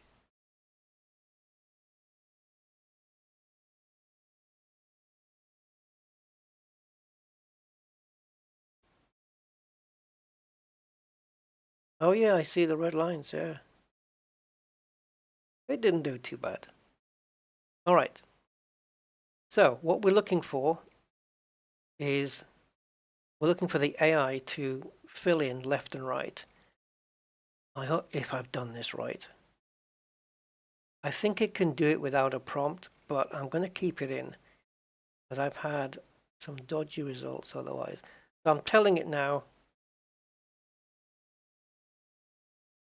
to just go wider, basically. I want it to be a 16:9 res, and then I want to, at the end, I want to upscale it using, let's use that one, by twice the size. So the resultant image here should be 2560 by 1440. Ha.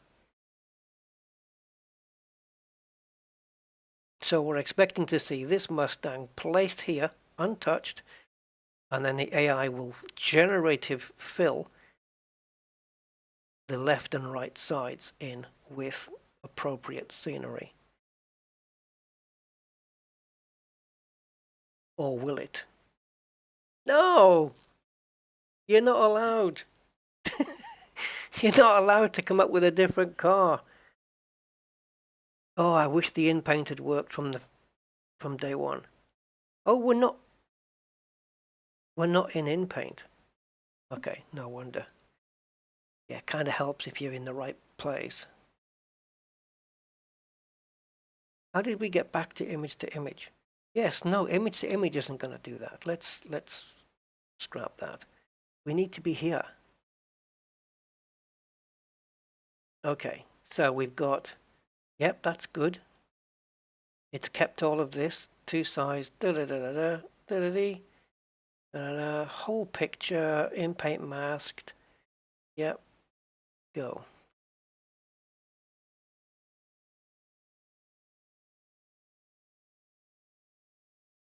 Be nice to have it fill more of the left-hand side than the right, though, but I don't think I can do that.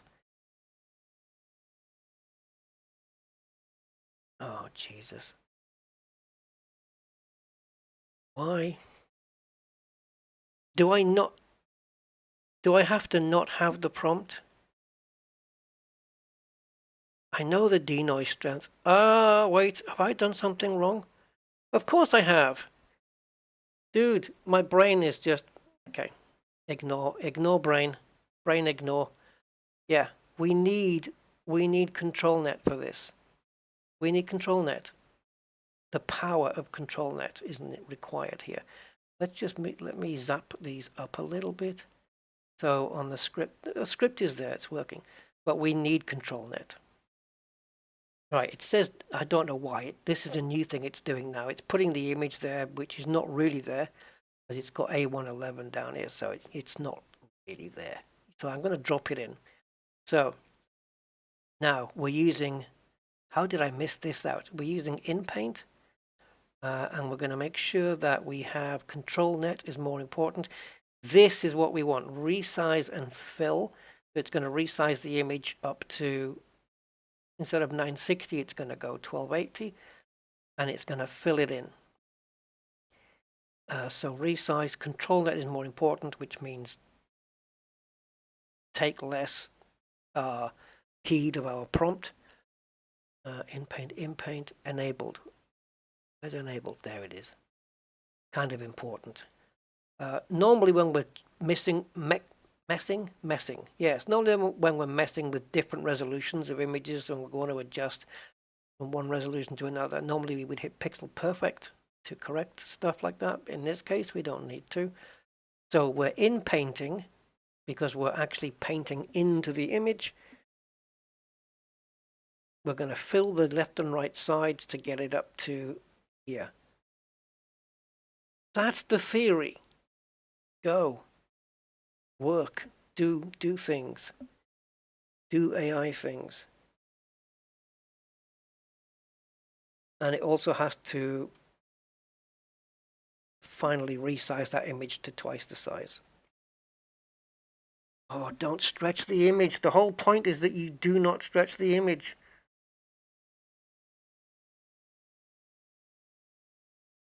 No. The whole point of resize and fill is that it doesn't stretch the image. So I'm going to switch it to my prompt is more important. Not what I'm after. Let's interrupt this.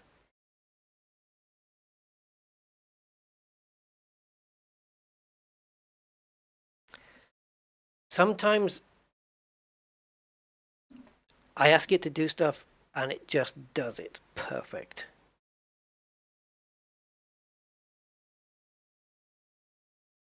Other times it just disobeys. Oh, it's stretching the image. Guys, I don't know.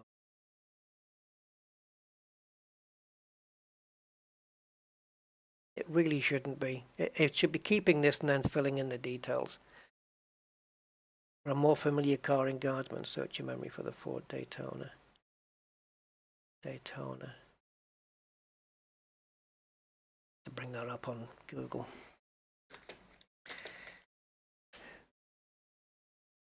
Oh, that one. Yeah. I gotcha. Yeah, the one with the flat arse. Yeah, I don't know what's going on here, guys, to be honest.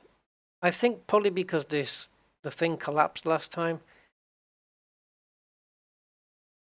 The window, and it's just not...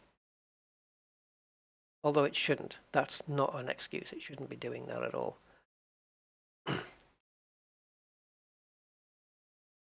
What I can't explain is why... Let's take off SD upscale. I don't want SD upscale messing with it right now. It should not be stretching the image.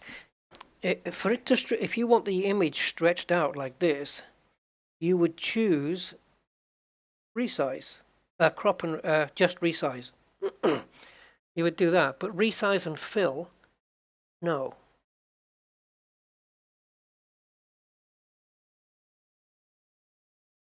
It is supposed to fill in the missing bits.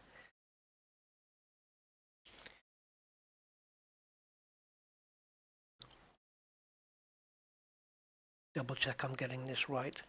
960 by 720, and we've picked 1280 by 720. We've got a high denoise.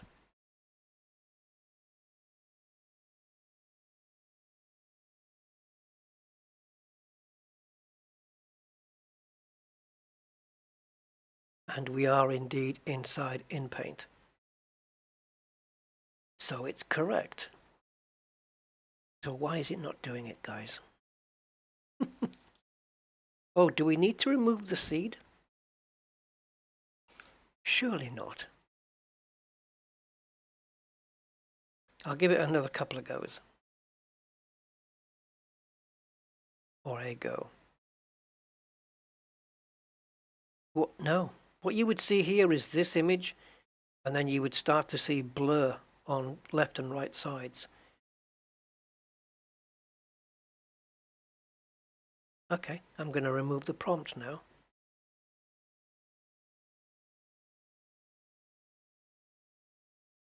Which is normally what you not do, dudes. All right, it's misbehaving. So, I'm going to show that this does work.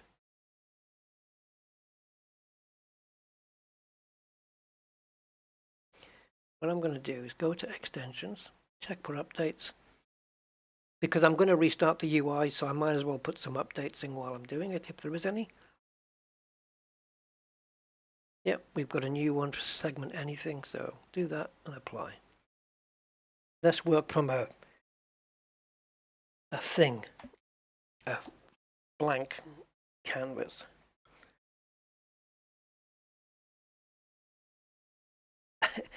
I know the prompt I'm going to use as well. Cat. I was going to say a cat on a hot tin roof.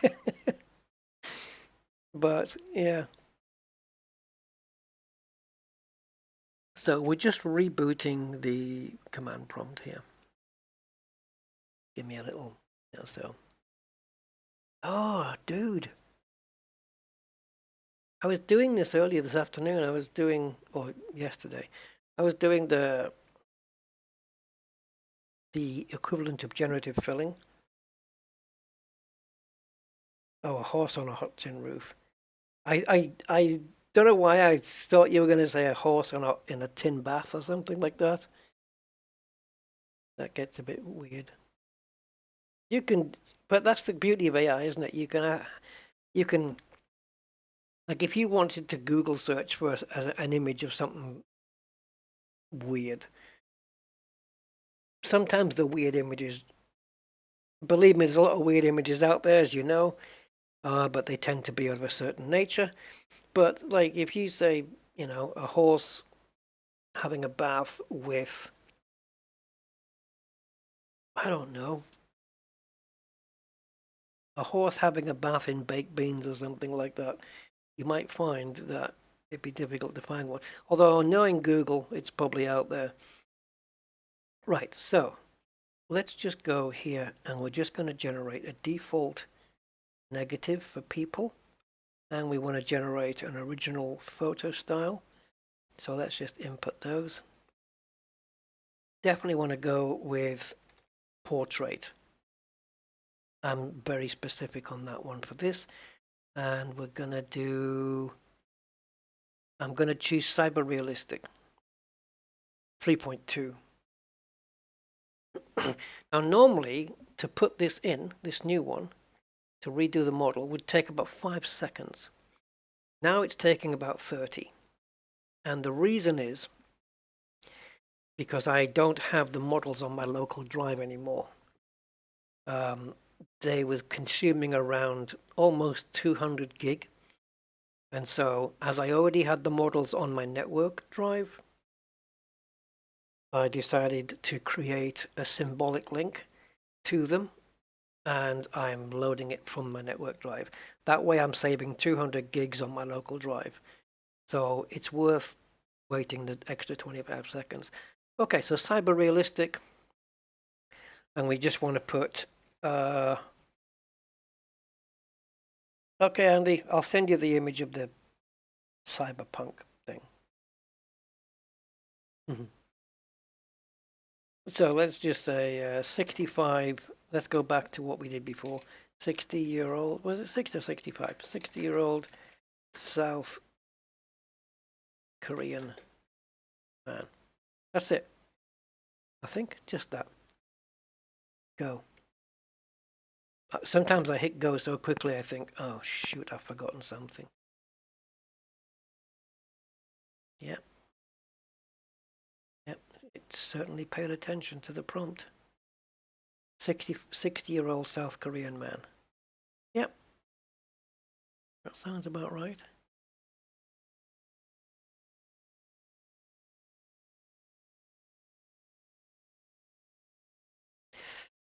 Okay.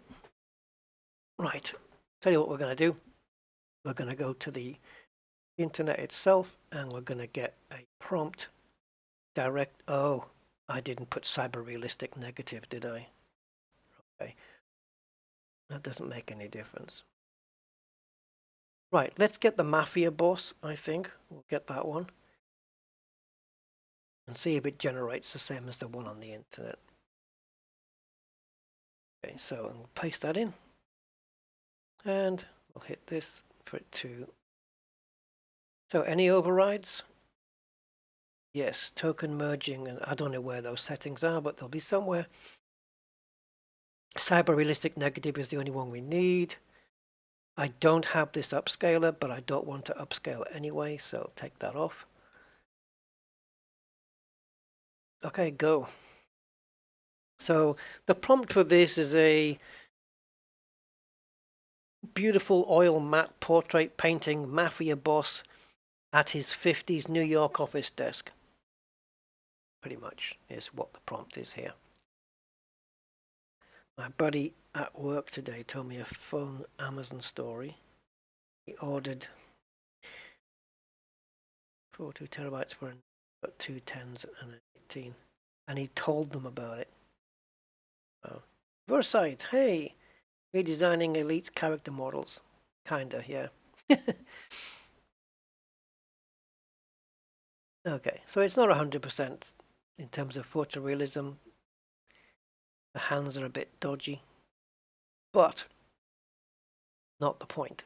We want to go to in paint, right? Send to in paint.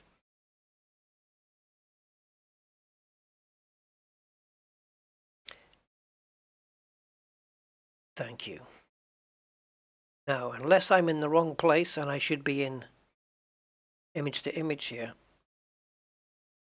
Okay, so I'm just going to keep the prompt there.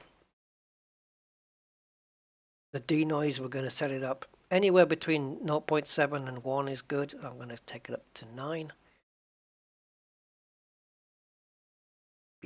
Let's do 8.5. Right. 8.5. I'm going to keep everything else the same.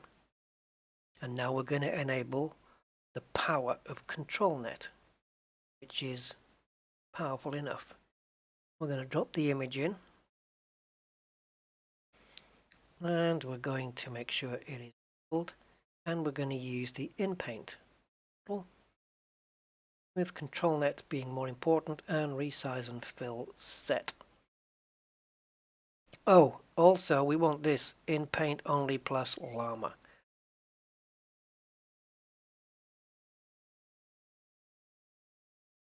Okay, happy with that. Now the next thing we want here is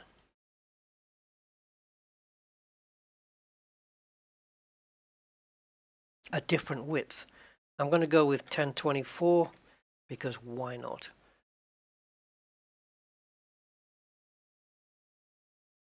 So now it should be adding detail or content on the left and right sides.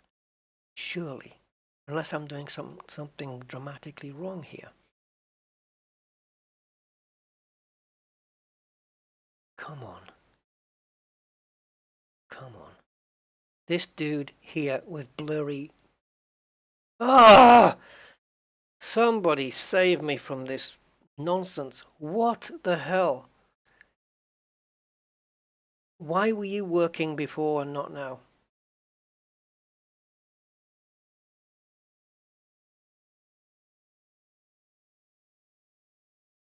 I don't know, guys. I don't know what to tell you. It was doing it before.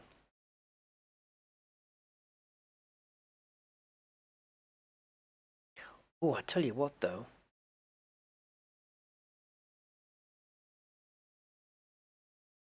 I wonder if... I've got an idea, but I don't think it's going to work, but it's an idea. It shouldn't be stretching it, though. Okay. So my idea is to change this to my prompt is more important, but change the prompt just to 50s New York office, because that's all we want to put. I'm not going to put in any prompt for this bit because we've got this bit already. So we're just going to put the New York office because it's the prompt for filling in the missing bits. Oh, dude. It's not resizing and filling, though. Maybe I'm doing it wrong. Maybe we have to put it in the image.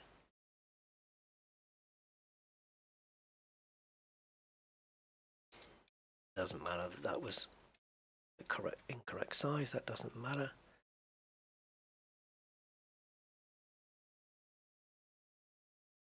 Okay, that image is there. Resize and fill. Let's go back to ControlNet, or let's just do balanced. What the hell? In Paint is selected. I've got everything right here.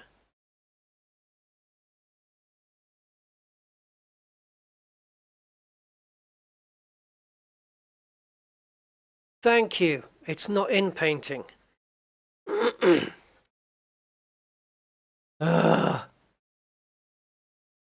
Okay, so it's just standard image to image then.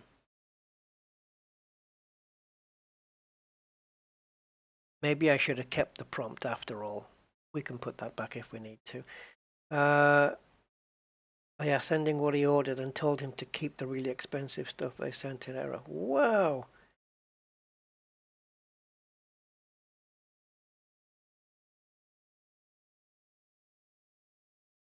Gig, that would keep me happy. Where's all the books come from? Anyway, you can see it's actually now just padding out the detail and filled in the rest of the lamp. So we've gone from this to this. If you don't like the lamp, if you don't like the way it's worked it out, you can just generate more images, but there you go. This is what Photoshop is doing, generative fill. That's what this does. This is great. This is what I was trying to do. I have to remember it's not in Paint. I don't know. Yeah, he looks. Yeah, he's a librarian guy. You better. Hey, if you don't bring that book back in time, I'm gonna blow your kneecaps off. So now I'm gonna send this resultant image to InPaint and hope it does it. Okay, cool. Now let's click on here and increase the brush size. And we want to go into, and I'm going to see if we can correct this.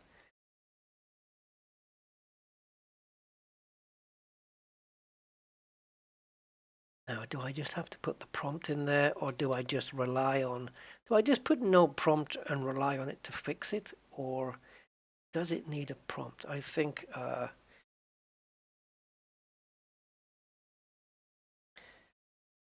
Did it? What was the prompt? Was it that he was 50 years old? A mafia boss in his 50s. Okay, so 50-year-old man's hand. That's what I want in that masked area.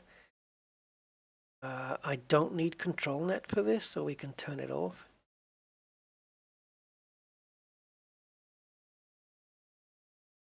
Control net's really powerful.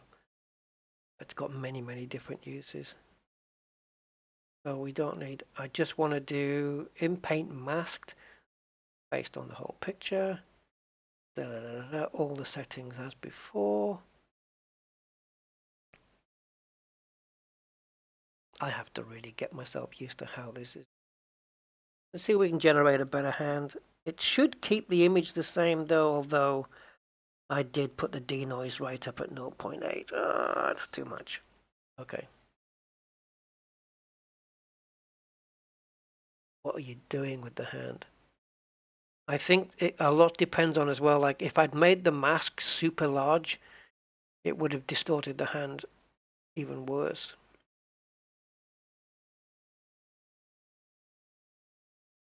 Is it going to produce the same image? It certainly looks like it is. Oh, okay. No, no, no, no, no, no, no.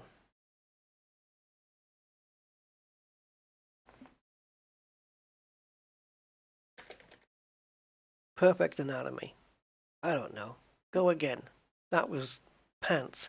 Oh, do we? Oh, control net is off. I was going to say, do we have control net is more important or something, but we don't. But yeah, we can correct, you can correct things like dodgy hands and that. Is that a finger on this book here?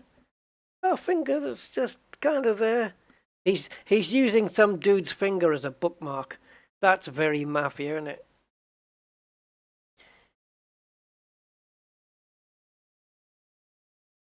Yeah, cigar cut. Maybe that's his missing finger over here. I don't know.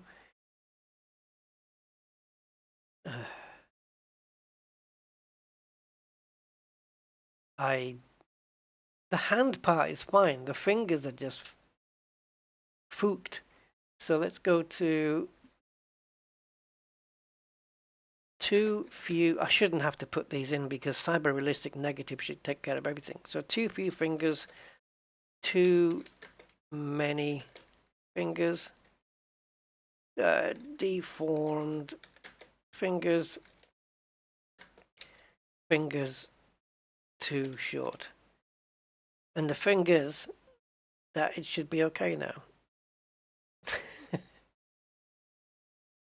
I think maybe turning down the denoise perhaps, because I think we're giving the AI just a little bit too much artistic license here. Oh, okay. But you get the idea, right? I can just mask off an area and, you know, because maybe it just didn't quite work out. Or I can use segment anything as well, which is another way of doing it, just segmenting the image, selecting the hand and then having it put another one in. But that's not generally the way I would do it. No, it's not quite working out there. Again, I think it depends on the mask as well, because I have put a very strange.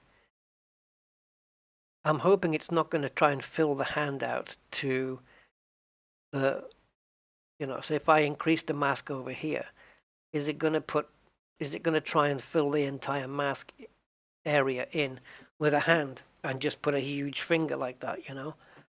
So if I start at the end of this hand here and then work inwards, actually the guy's wrist, the wrist and the back of the hand was okay. I can't do a mafia voice here. I can only just do the, you come to my house, huh? Ask me for a favor, you'll never call me Godfather. That one. The other, oh yeah, the other one is, forget about it. That stuff, isn't it? Forget about it. Or dropping the F-bomb. You believe this fucking guy? That kind of, yeah. Yeah, you believe this fucking guy? I've been watching Goodfellas and all sorts of stuff. Oh, screw the hand, forget it. He's just gonna end up like that. Right, let's move on.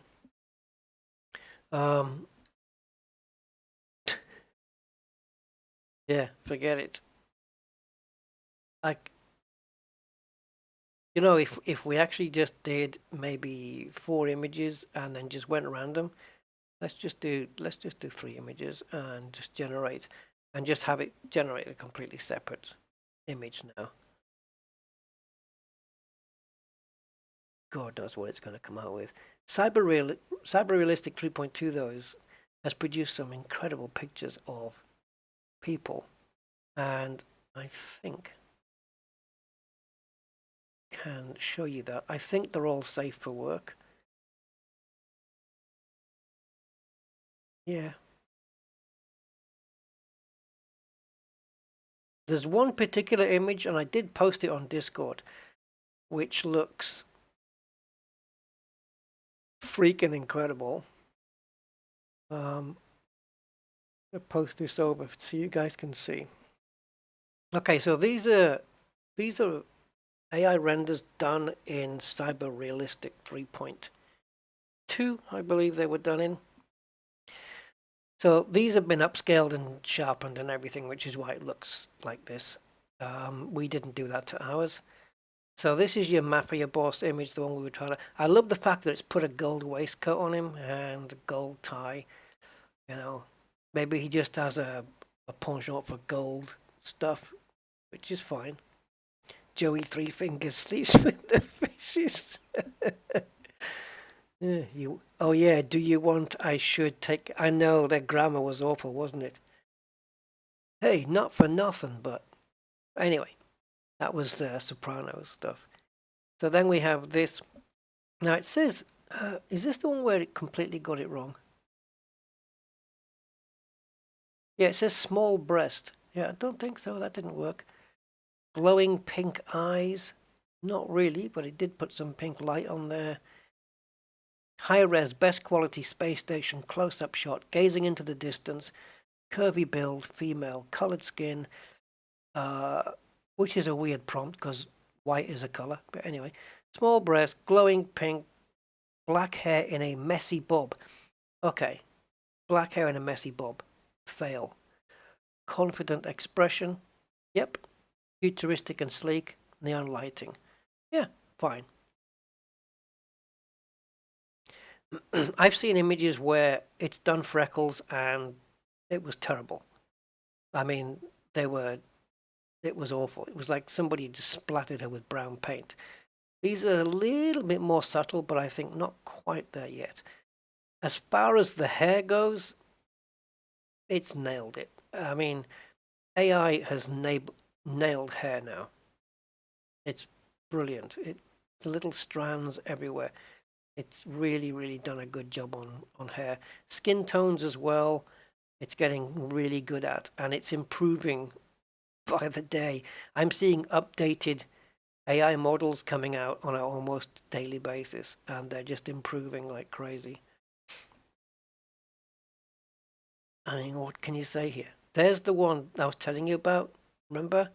With the mole, the little mole on the neck there, and these brown spots. It's added those itself, because AI has to understand that perfect skin just isn't there, just doesn't exist, and it should put these little marks in the face and stuff like that. That's what lends itself or adds itself to the realism. I think our eyelashes here are a little bit wacko, a little bit too... Oh, it's not going to resize, is it? Yeah, it's a little bit too out, but it's not a complaint. It's just an observation there. If I had to be super picky, I would say that the pendant's kind of sticking out, but it can lay like that. Why not? But in terms of skin tone, again, the hair is just perfect. It's really good. The only thing AI currently is struggling with is doing limbs like the hands, toes, and getting particularly fingers as we've seen. I'm going to give it a few months, and I think we'll have nailed that. There's one particular image of a woman coming up, which is one of the best I've ever seen an AI do. Outside of Midjourney. Midjourney tends to be pretty good with this. Now this is good, except I find it a little bit too contrasty. I think there's a little bit too much contrast here, but again, the cragginess in the skin. It's got that particular lighting on it. He's actually gone with a macro lens on here. That's a strange. You can use a macro lens for portraits. I use mine for that. It doesn't have to be close-ups of spiders. Old man. So it says here, close-up portrait, emotional photo of old man in rugged bluesman clothes. Face is a prompt. I don't know why, but maybe. 8K. See, people reckon that if you put 8K in, you get better resolution, but I don't see how. You can only cram so many pixels into a certain size of image. And if your original image is 512 by 768, you can't squeeze more pixels in. So I'm not quite sure why people put that, but there you go. High quality, yeah, that's fine. Film grain, looking at the viewer, which is not, as I said earlier, for me it's not the most natural way of taking a picture, but some people prefer it. Portrait, skin pores, 1.2. So skin pores, yeah. Moles, imperfect skin, which is what you want. Intricate details, goosebumps, flawless face. Yeah, you can't have a flawless face and imperfect skin, right? Depends how you interpret that, I suppose. Photorealistic, raw 8K again, so they've already specified 8K up here. So redundant. Hyperrealistic, HDR. This HDR is probably what's giving it its contrast, which I think is too much. Cinematic, dark muted colors. As an image though, I mean, take away some of the contrast, this is really, really good. The eyes are really good, the hair is good. It's got a very shallow focus though. Like the face is in focus, but anything behind, like the top of the hat, is out of focus. The shoulders are even out of focus, so it's really, really narrow. What do you call it? Focal length, right? It's really narrow. Let's get to the next one. Okay. The only thing that's dodgy on this one is the water. It looks like there's cling film or saran wrap or something on the water. The water's not quite there yet. Same as it's dripping off her. It's not quite there. What is cool though is the hair is dry up here and it's kind of wet and clingy at the bottom of the hair strands. Brilliant, good detail there. Not quite sure what's going on the collarbone here. It looks like it's kind of collapsed. So somewhat not quite right there. But again, non-perfect skin. She's got a little spot on the head. And yeah, but it's getting there. AI's getting there. It'll improve. The water will improve. The way the water is dripping off, like this isn't realistic. Yeah, that'll be a giveaway. And it has to stop doing these. You can fix this in Photoshop in 2 minutes. And the coloration here compared to here, just a little bit off. An old school Nat Geo pic. Yeah, it does. So this is your Game of Thrones thing, I guess. I only know because of the face. Again, the hands, the fingers are too long, but other than that, it's got the right amount of digits.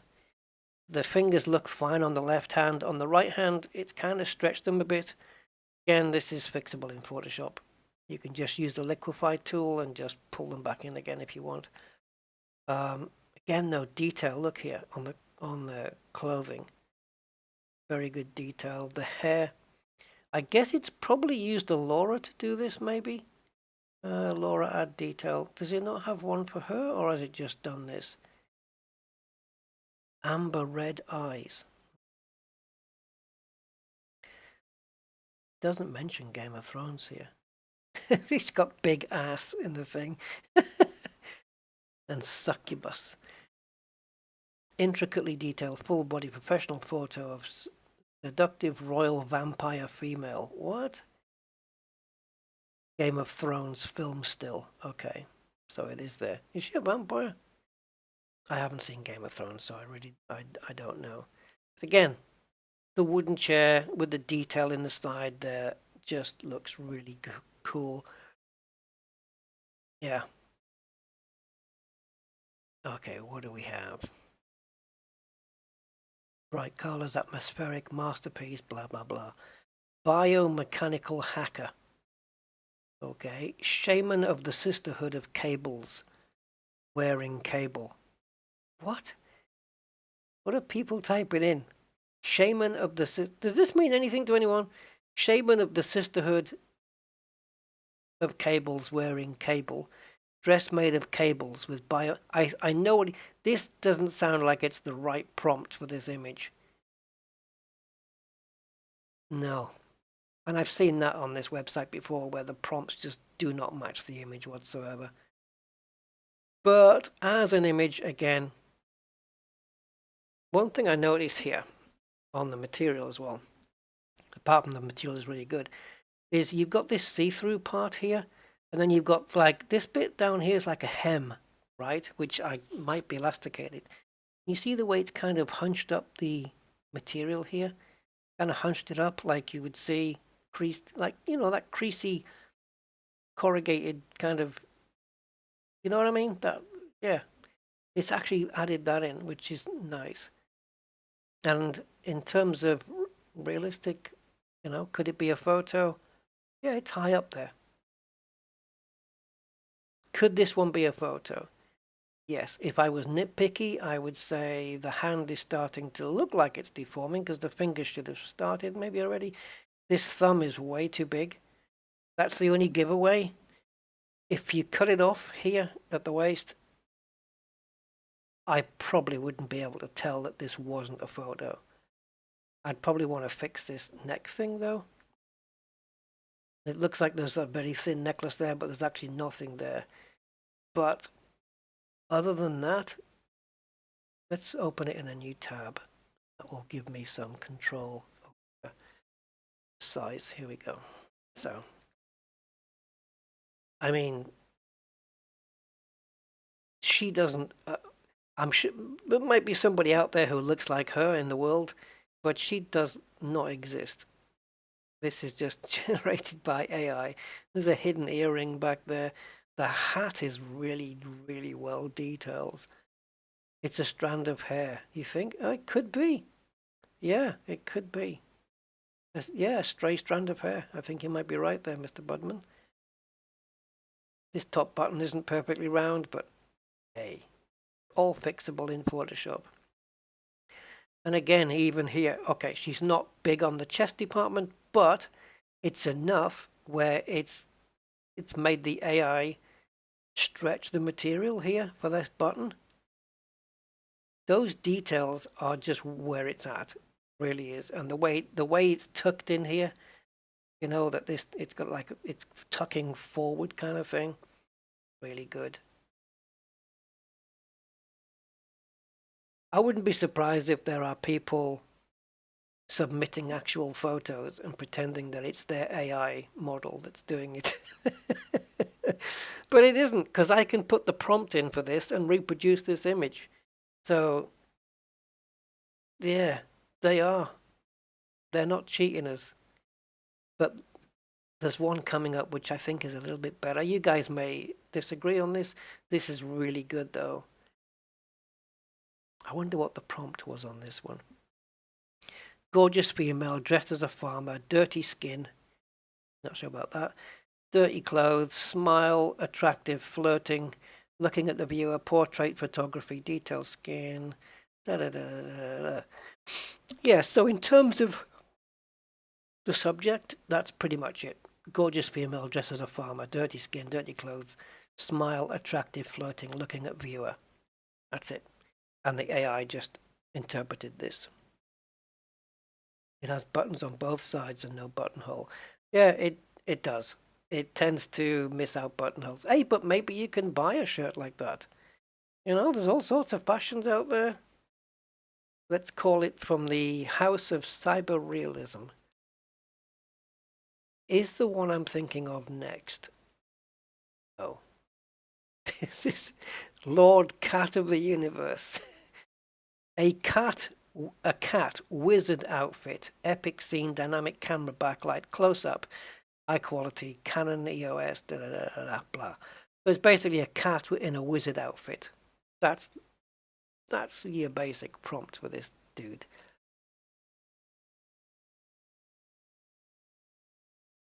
Yeah. And this is without Midjourney. Midjourney produces some hellish stuff, but even so, for this, look at the paws. And all the little hairs coming out. Really, really good. It's turned its tail into a foot, or is that a back foot? I don't know. I've seen it. That's not. It must be its tail, because if that's a back foot, that is very out. It's the way it's bent is wrong. I don't know what it's doing there. Yeah. A cat in a wizard uniform. I want to dress a cat up as a traffic warden now.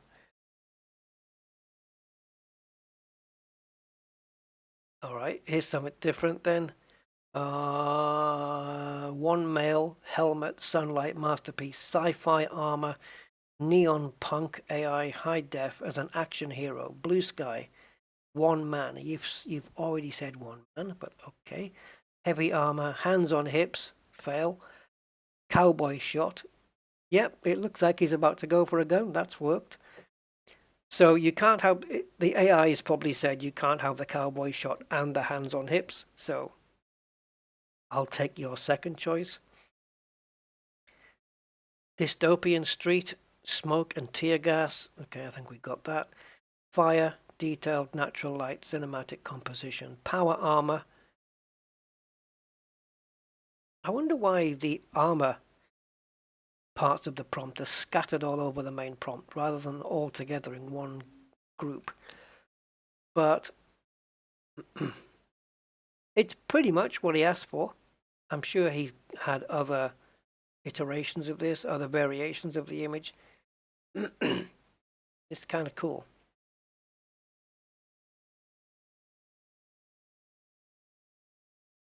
Yeah, that's pretty nice. I like it.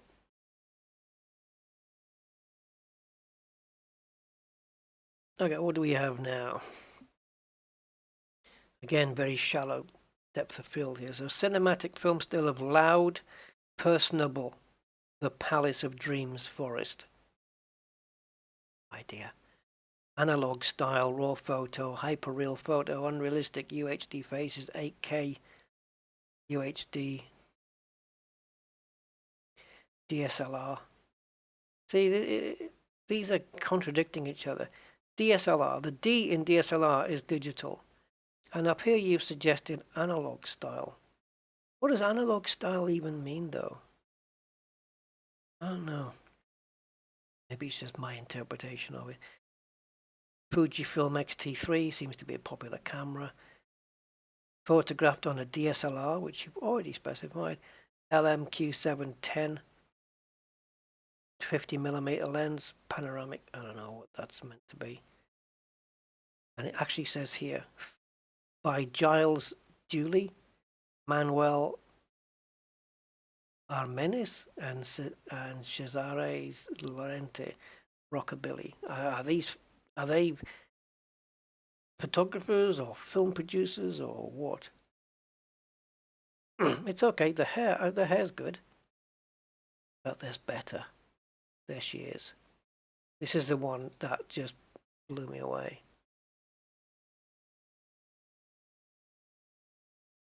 I think the only downside on this image is the hatching going on here by the skin, but the fact it's got the red goof goopy bits in the eye there.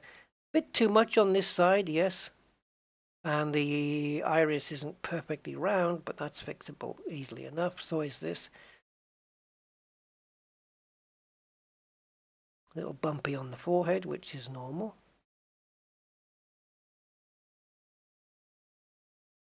So it's not perfect. There are little bits. I think it's nailed this inside bit here.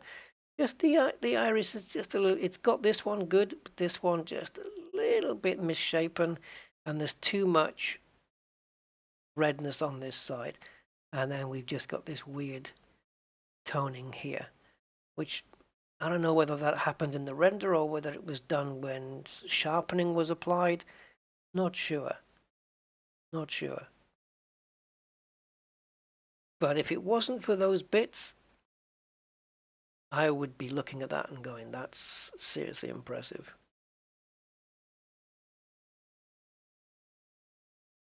And again, we have another good one. I like the blurred background because it means that the AI doesn't quite have to render it perfectly because we can't see it. So it blurs it out with some this stuff, which is bokeh, and it's just generally just got lots of lights and I'll blur them all out. And all these lights in the street kind of reflecting on her hair. You can see up here on the face as well, it's getting reflected. Maybe this blurriness will actually happen. She's got a little tattoo going on. I can't fault this one really. And the way it's hunched up the skin here in the underarm, I can't really fault this one. It's really good. I could see that as a photo. Right, guys? I could see that as a photo.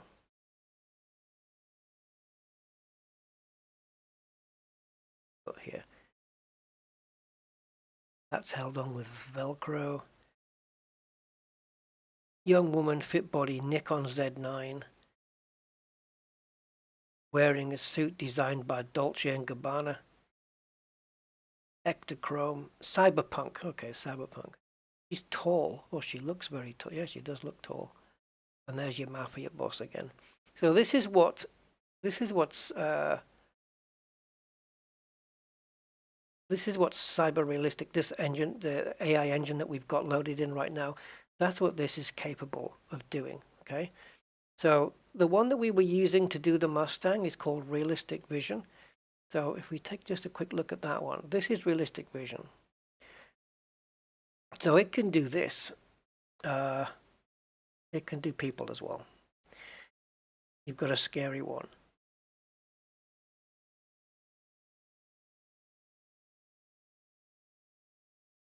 It won't find you. I've tried to do images of kind of famous people who aren't like super famous, and no chance, no way. And I've tried to do images of YouTubers who I know by just typing in their name. Not even close. Not even on the same. No, nothing. So you'd have to send me a photo and I could probably turn you into a zombie or something. Yeah, so you got this guy. Nice short prompt, raw photo, a portrait photo of a 55-year-old man, traveler clothes, standing in the forest, natural skin. Boom. That's what you get.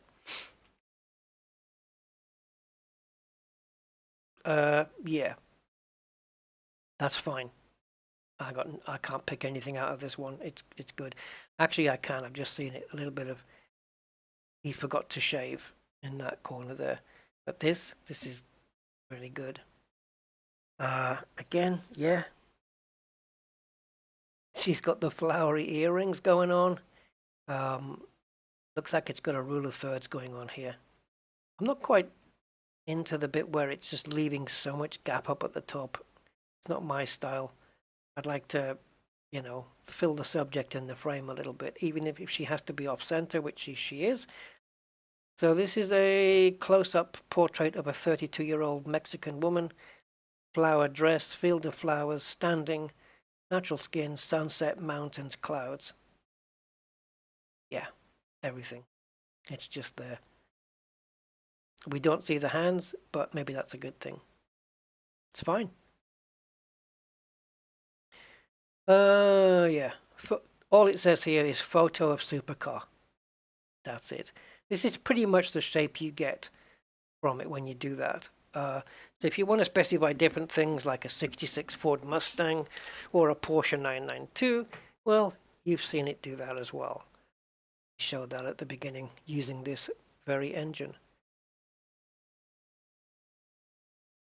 I like this one because the wheels are round. Maybe because the wheel rims are a lot less complicated. But there's some beaten up old vehicle here. I don't know where the front wheels would have gone. Maybe the front's missing. Post-apocalypse. Photo of wrecked old van.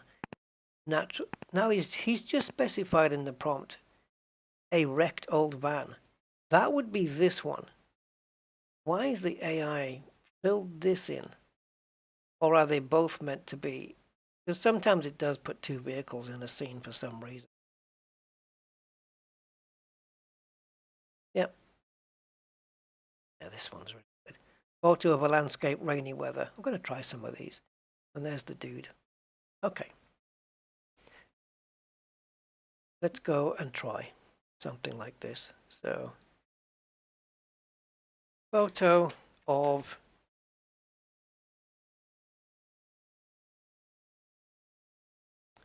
landscape, lake, hills, and rain. I don't know what these token mergings are. There must be somewhere in the settings somewhere. But I'm going to remove them for this. Now, you would probably expect landscape for this, wouldn't you? So let's go landscape on this one instead of portrait and just generate 4 images. It's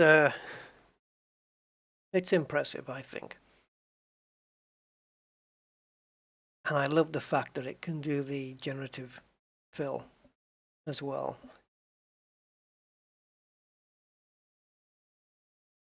So you don't need to use the one in Photoshop. And you can import, like I say, you can import your own images that you've done. You know, ones that you've collected over time, ones you've taken yourself. And you can have the AI fill in,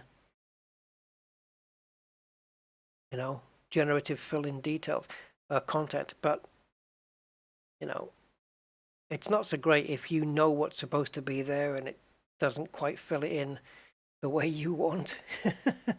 Because if you think, oh, actually, there's a garden shed off to the right there, and it hasn't drawn it in, you know, because there's no way it's going to know that. But it's good for doing that kind of content. I've done some good images here of Batman as well, and I was trying to do some laboratories, science laboratories for mad scientists. I've been trying to get some of those done. Oh, you know what we could have added? We could have added the more details, Laura, here.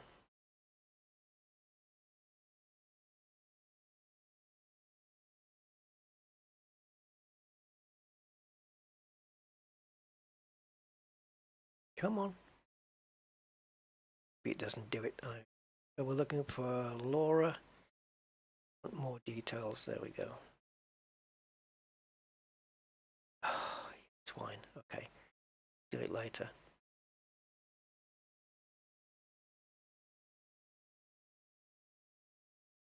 Yeah, this is very Lake District-ish. See, if we upscale this and add detail and make it sharp, it would look really good. This is low resolution, don't forget. But the greens are all good. Is that a proper reflection? Because we have mist up here. Not necessarily in the reflection.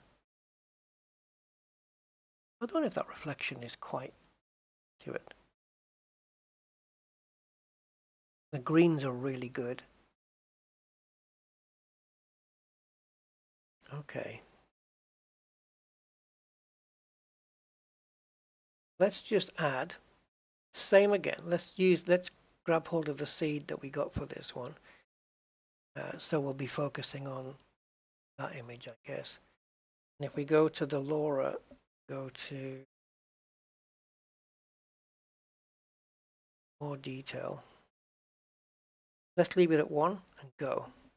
So it should reproduce this only with the more detail thing. I want to see what the difference is going to be.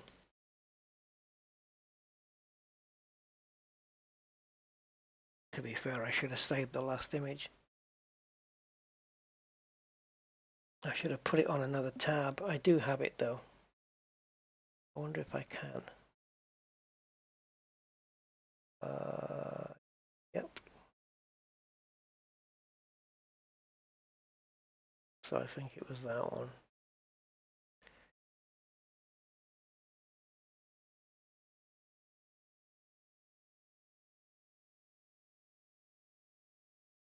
I don't know who's left with me. I've got 2 people watching. Yeah, I do want to mess around with that SDXL a bit more. It's brand new and it's the latest tech, but I kind of want to wait until 1.0 comes out. It's not going to be too long. It will be this month. So they say.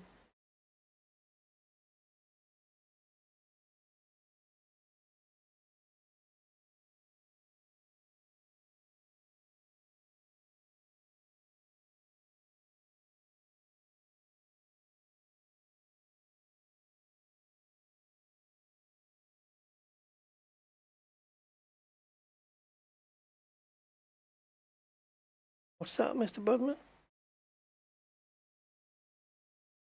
Oh, one is me and so is the other. I got you. All right. Okay, so there it is. How has it gone bigger?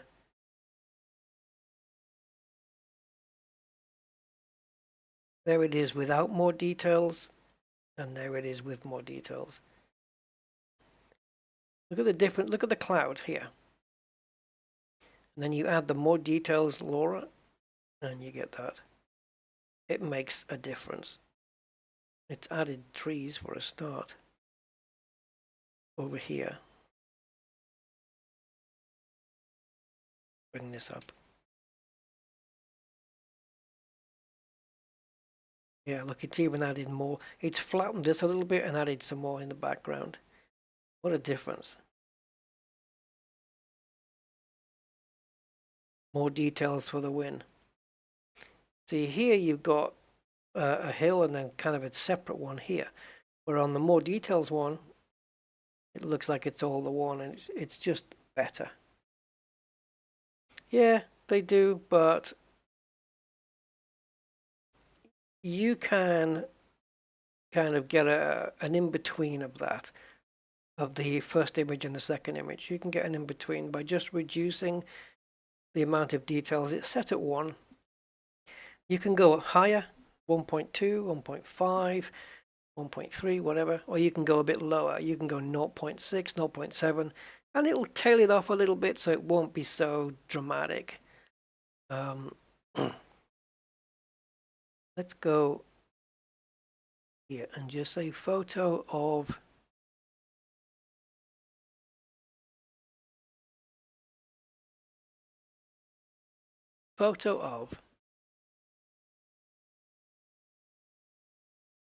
young, don't do a boy, okay? Young man.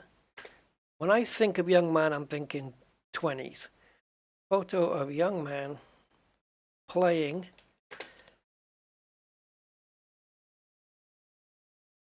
saxophone, great. Saxophone on a busy Italian street. And then I'm just going to put hat on floor. So he's basically busking, really. Yeah. So some young guy playing a saxophone on a busy Italian street.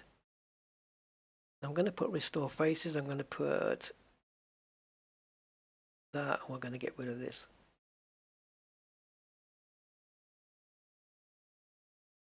I've found that in generating AI images, I'm not really into the fantasy stuff so much. I like to try and go for realism. He's going to look like Kenny G. I could have just specified Kenny G, couldn't I? And it would have been easier. Yeah, Kenny G, I would say, was a young man anymore, though, is he? I don't know. I have no idea how old Kenny G is, but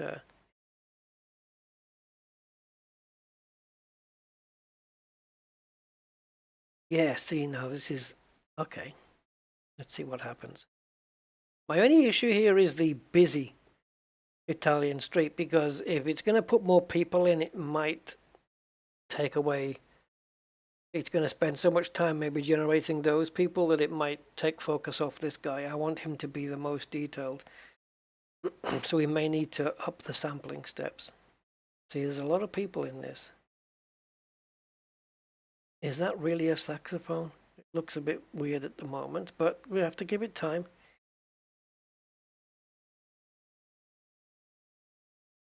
If I change it for a German street or a French street or... Oh, you know what'd be nice? The window of a French bakery or something like that. It's not a saxophone yet. No, not yet. Has he got glasses on, this guy? It really is into hats, isn't it? We'll have to get rid of hats, I think. It doesn't need an excuse to not do hair. It does hair really well. So I don't know what's going on. Why it does insist in. Maybe it thinks jazz people just like to wear hats. I don't know. We've got 4 images being generated here. Yeah, the face isn't perfect. The saxophone is all over the place. And I think the detail in his face has been... This is not part of his face. This is something behind here, I think. But because it's doing other people, maybe taking its eye off the ball here. Okay, so it can't do saxophones. And there's somebody else trying to steal his patch here. I like the shoes. The street scene looks great. We need to put more sampling steps on this, I think.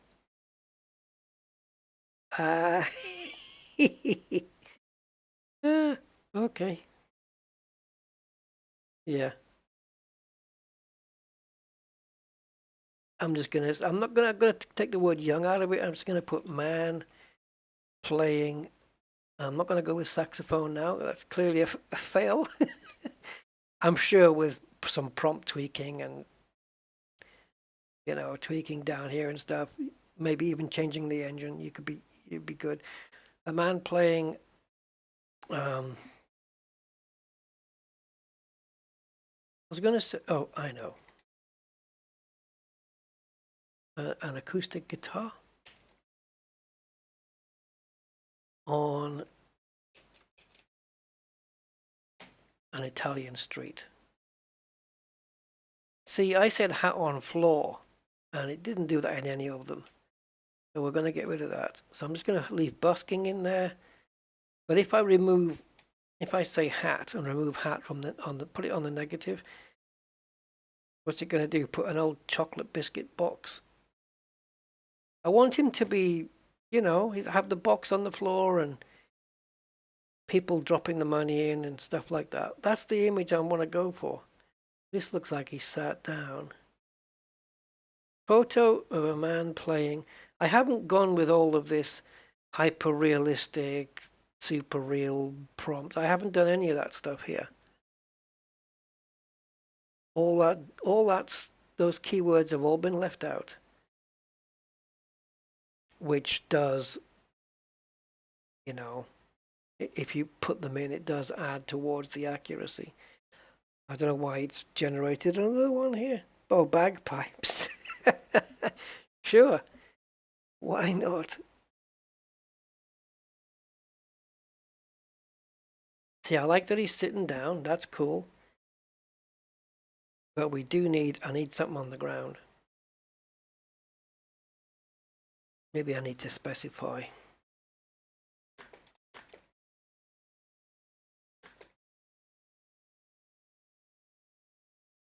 Tin with money from passers-by. Yeah, he's got a spare one. Ding, ding, ding. He's playing some of the Shadow's greatest hits, I guess. Ding, ding, ding, ding, ding, ding, ding, ding, ding, ding, ding, ding, ding. Oh, but you'd need an electric guitar, I suppose, for that.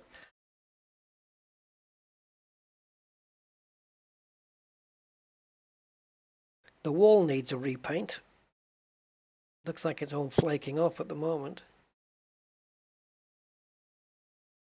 I've just realized I'd probably like to do an image of Venice as well. You know, Vienna, with the gondolas and stuff. See, there needs to be more detail added here. Like on the guitar, the strings are a bit wavy, and this bit, but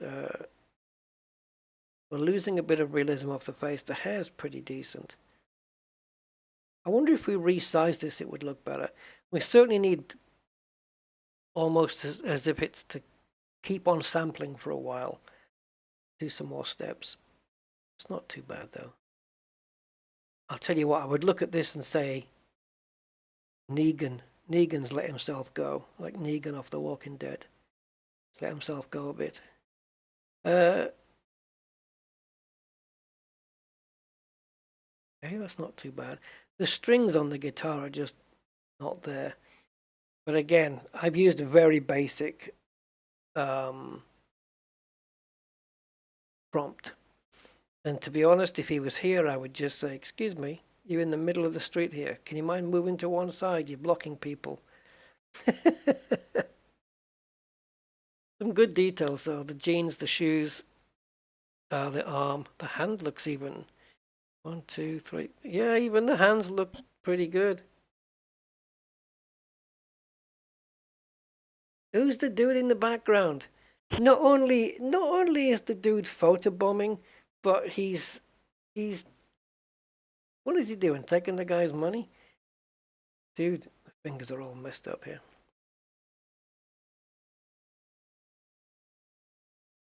And there's Mr. Two Guitars.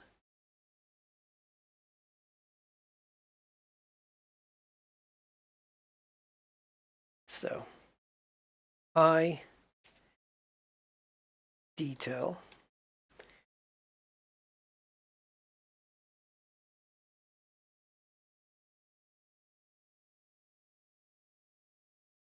I'm not going to be greedy. I'm going to say 4K, even though I don't think it makes a difference. High detail. Maybe this more details is just messing things up just a little. Let's put it down to 0.6. High detail, DSLR extreme detail, photo real and photo realistic.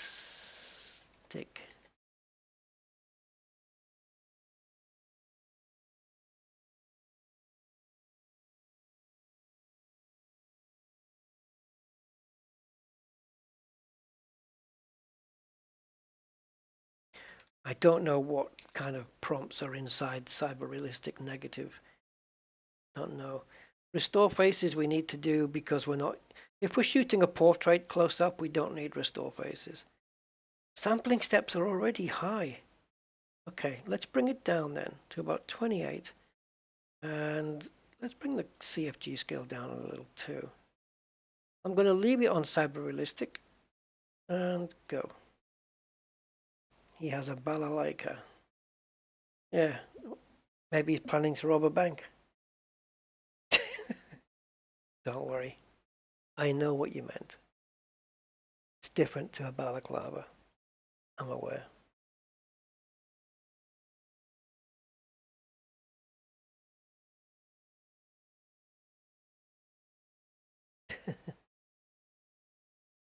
I'll tell you what I've not tried rendering yet is a plane, an aeroplane, like a Boeing or an Airbus or something.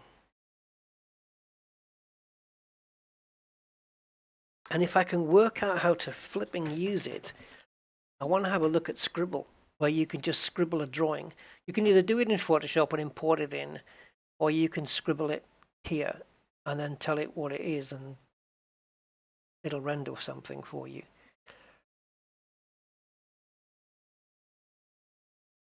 Oh, we need the tin on the floor with the money in, man. Come on, man. Come on, man. Maybe this tin with money, or actually tin. Let's just put old box on floor containing money. Like he's robbed a bank, I guess. And what we'll do is I'm going to surround that in 2 brackets just to give it a bit of extra importance. Okay, what do we have? Well, the guitar strings are not improving, but the face has improved a little. Ah, mi Santa Margarita. That's not too bad. The hands need work, the thing needs work. You could probably just say, oh yeah, this is fine. And then you could mask this off here in painting and just generate a higher quality guitar fret and stuff like that. You could probably do that separately. Just mask it off and then just say a guitar fret and then just have it do one. Yeah, completely separate. Get a better quality. You could probably, yeah, do it in painting afterwards. Do you know what I'm interested though? Is having a look. These are pretty good. Having a look at, say, this image. Sending it over to image for resize. Now I want to see what it does, if it's going to fix these strings in any shape, way or form. I doubt it. I doubt it. So we don't want the image. Let's put the denoise to 0.3 so I can give it a little bit of movement. I'm going to let the AI just mess a little bit with it.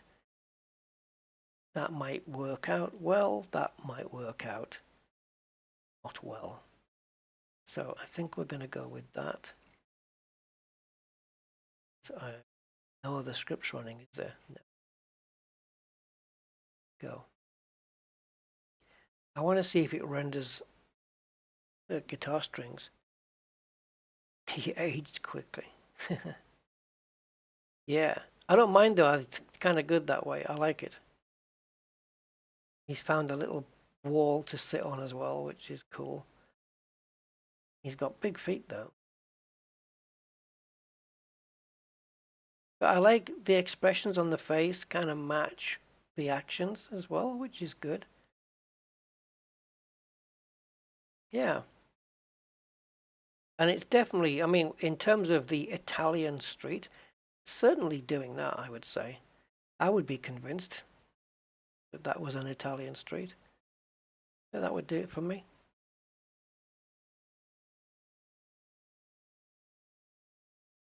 Right, let's see what we got here.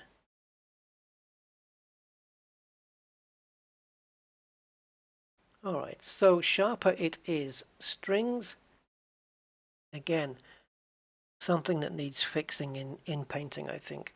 I would just mask off that whole stringed area and then just say, I'd have a prompt that just says guitar fret with, what would it be, 5, 6 strings? Is it 5, 6? Yeah, 6 stringed guitar fret. And then have it render that separately by in-painting it into this image. Because the rest's okay. I think the rest is fine. So you could do that. I don't know whether to give that a go. We go if it doesn't mess this up.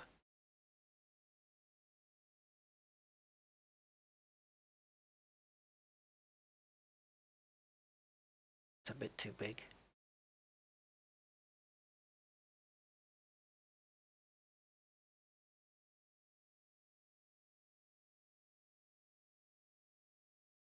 I don't want it to mess up the hands though. So it's probably better to use segment anything on this. Really, it's probably better to use this. This is not the right place to do it though. But segment anything is probably better than masking. So if we go here and just do high detailed or highly detailed.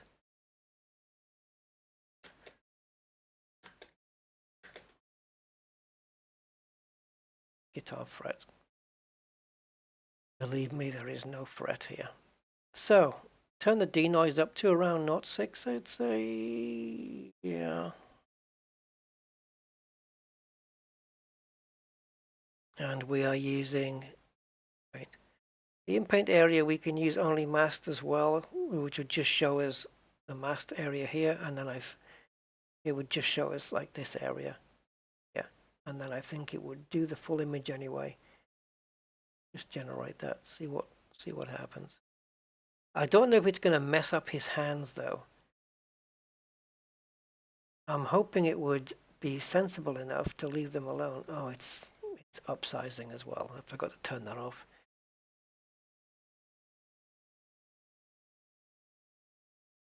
Doesn't matter. You just have to wait a little bit longer.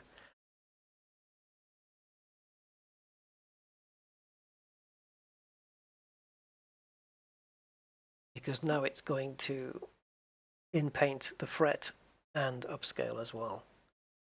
Didn't want to do both, but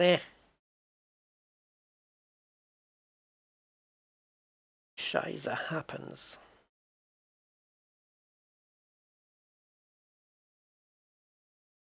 What did we use here for the oh, we used DPM SD Keras.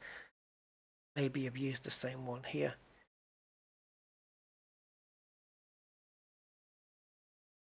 SDE. EULA is faster, quicker, and it does produce some damn good results too. How did we fare on this?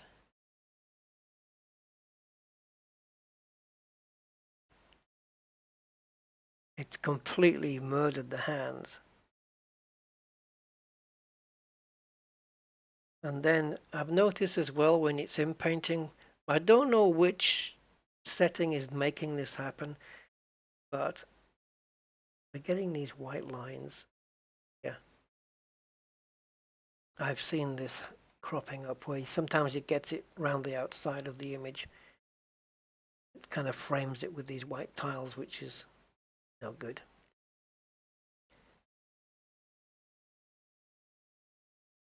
I do an image count of 2.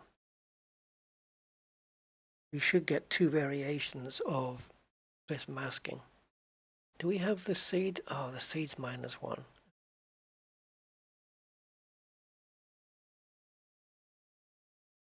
Gonna get different person or what?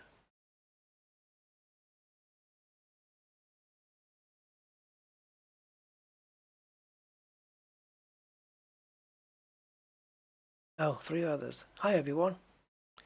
I've just realized I've got my Kerbal Space Program hashtags on this stream.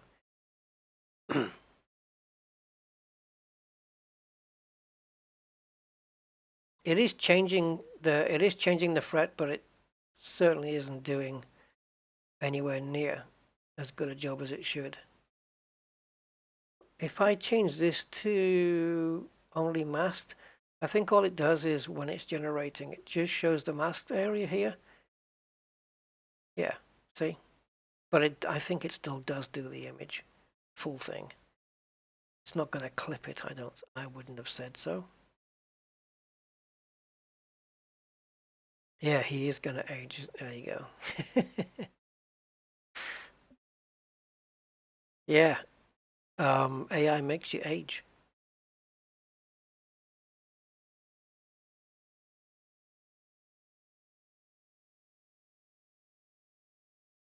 Okay, the hand's a bit distorted, but in terms of the fret, that's a lot better. I mean, at least we've got 6 strings going over here. That's a lot better than we've had. It's not too bad. I wonder if we yanked up the sampling steps from 28. Let's get it right up into 50. And let's take this up to 8. Let's be very daring and go up to 8. It's certainly getting there. I don't want to spend too much time on it because you can be here for hours just getting it right.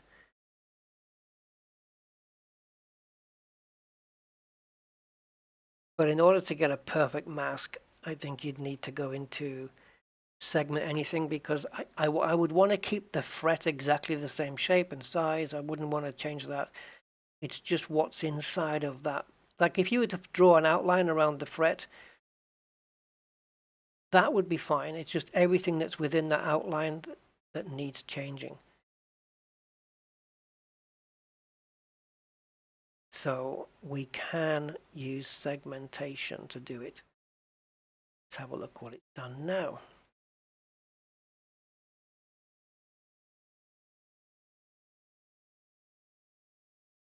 That is better, you know. We should have done it this way. Yeah, I'm not going to get it perfect. 16 fingers. You should see the guitar he can really play.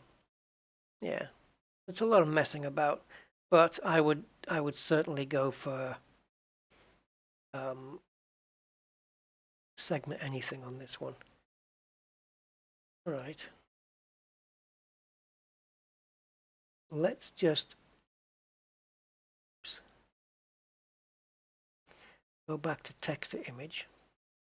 I got the same prompt, same seed, and actually no, let's give it freedom.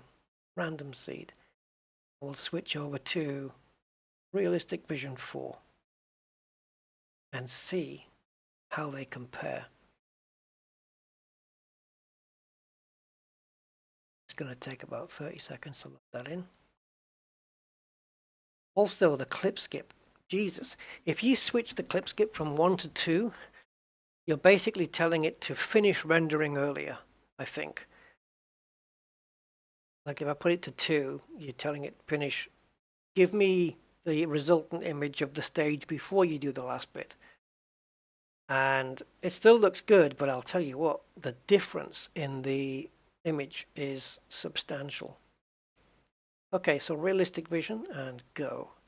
Let's see if it does a better job or a worse job or what. Man playing acoustic guitar on an Italian street. Busking, old box on floor containing money. I don't think we actually got to generate that on the other one with those brackets around it. I don't think we did we? I've lost track. Ah, you got to be on the road at 6 a.m. Cheers. Okay. Thank you, Mr. Budman, and I appreciate your support again as always. Take care, man. I'm going to shut off soon anyway. It's only 4:30 in the morning and I need to eat. Yeah, definitely. Okay, he's on the floor. It's put a box. Collect cash in the guitar case. I never thought of that. Yeah, I could certainly add that. This looks like a very small guitar with a very long fret. But don't fret, I'm sure it'll correct it. I've put the right string in here. Let's see what this is going to do. Go here. Okay, so I think the human is what... Oh, there's money being... There you go, take some lira. Again, the strings on the guitar looks really bad. Okay, he's just got some weird toes. There's money. There's a box on the floor with money. Yeah, that's not what I meant, really. It's not like he's just had an Amazon package shipped to him. Jesus Christ.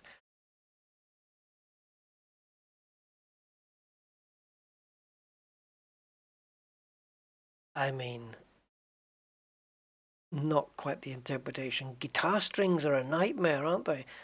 Maybe it's struggling like it would do like it struggles with fingers. I'm gonna have to work on that one. See if I can find a way of producing more accurate guitar. Anyway, guys, oops. Not what I meant to do.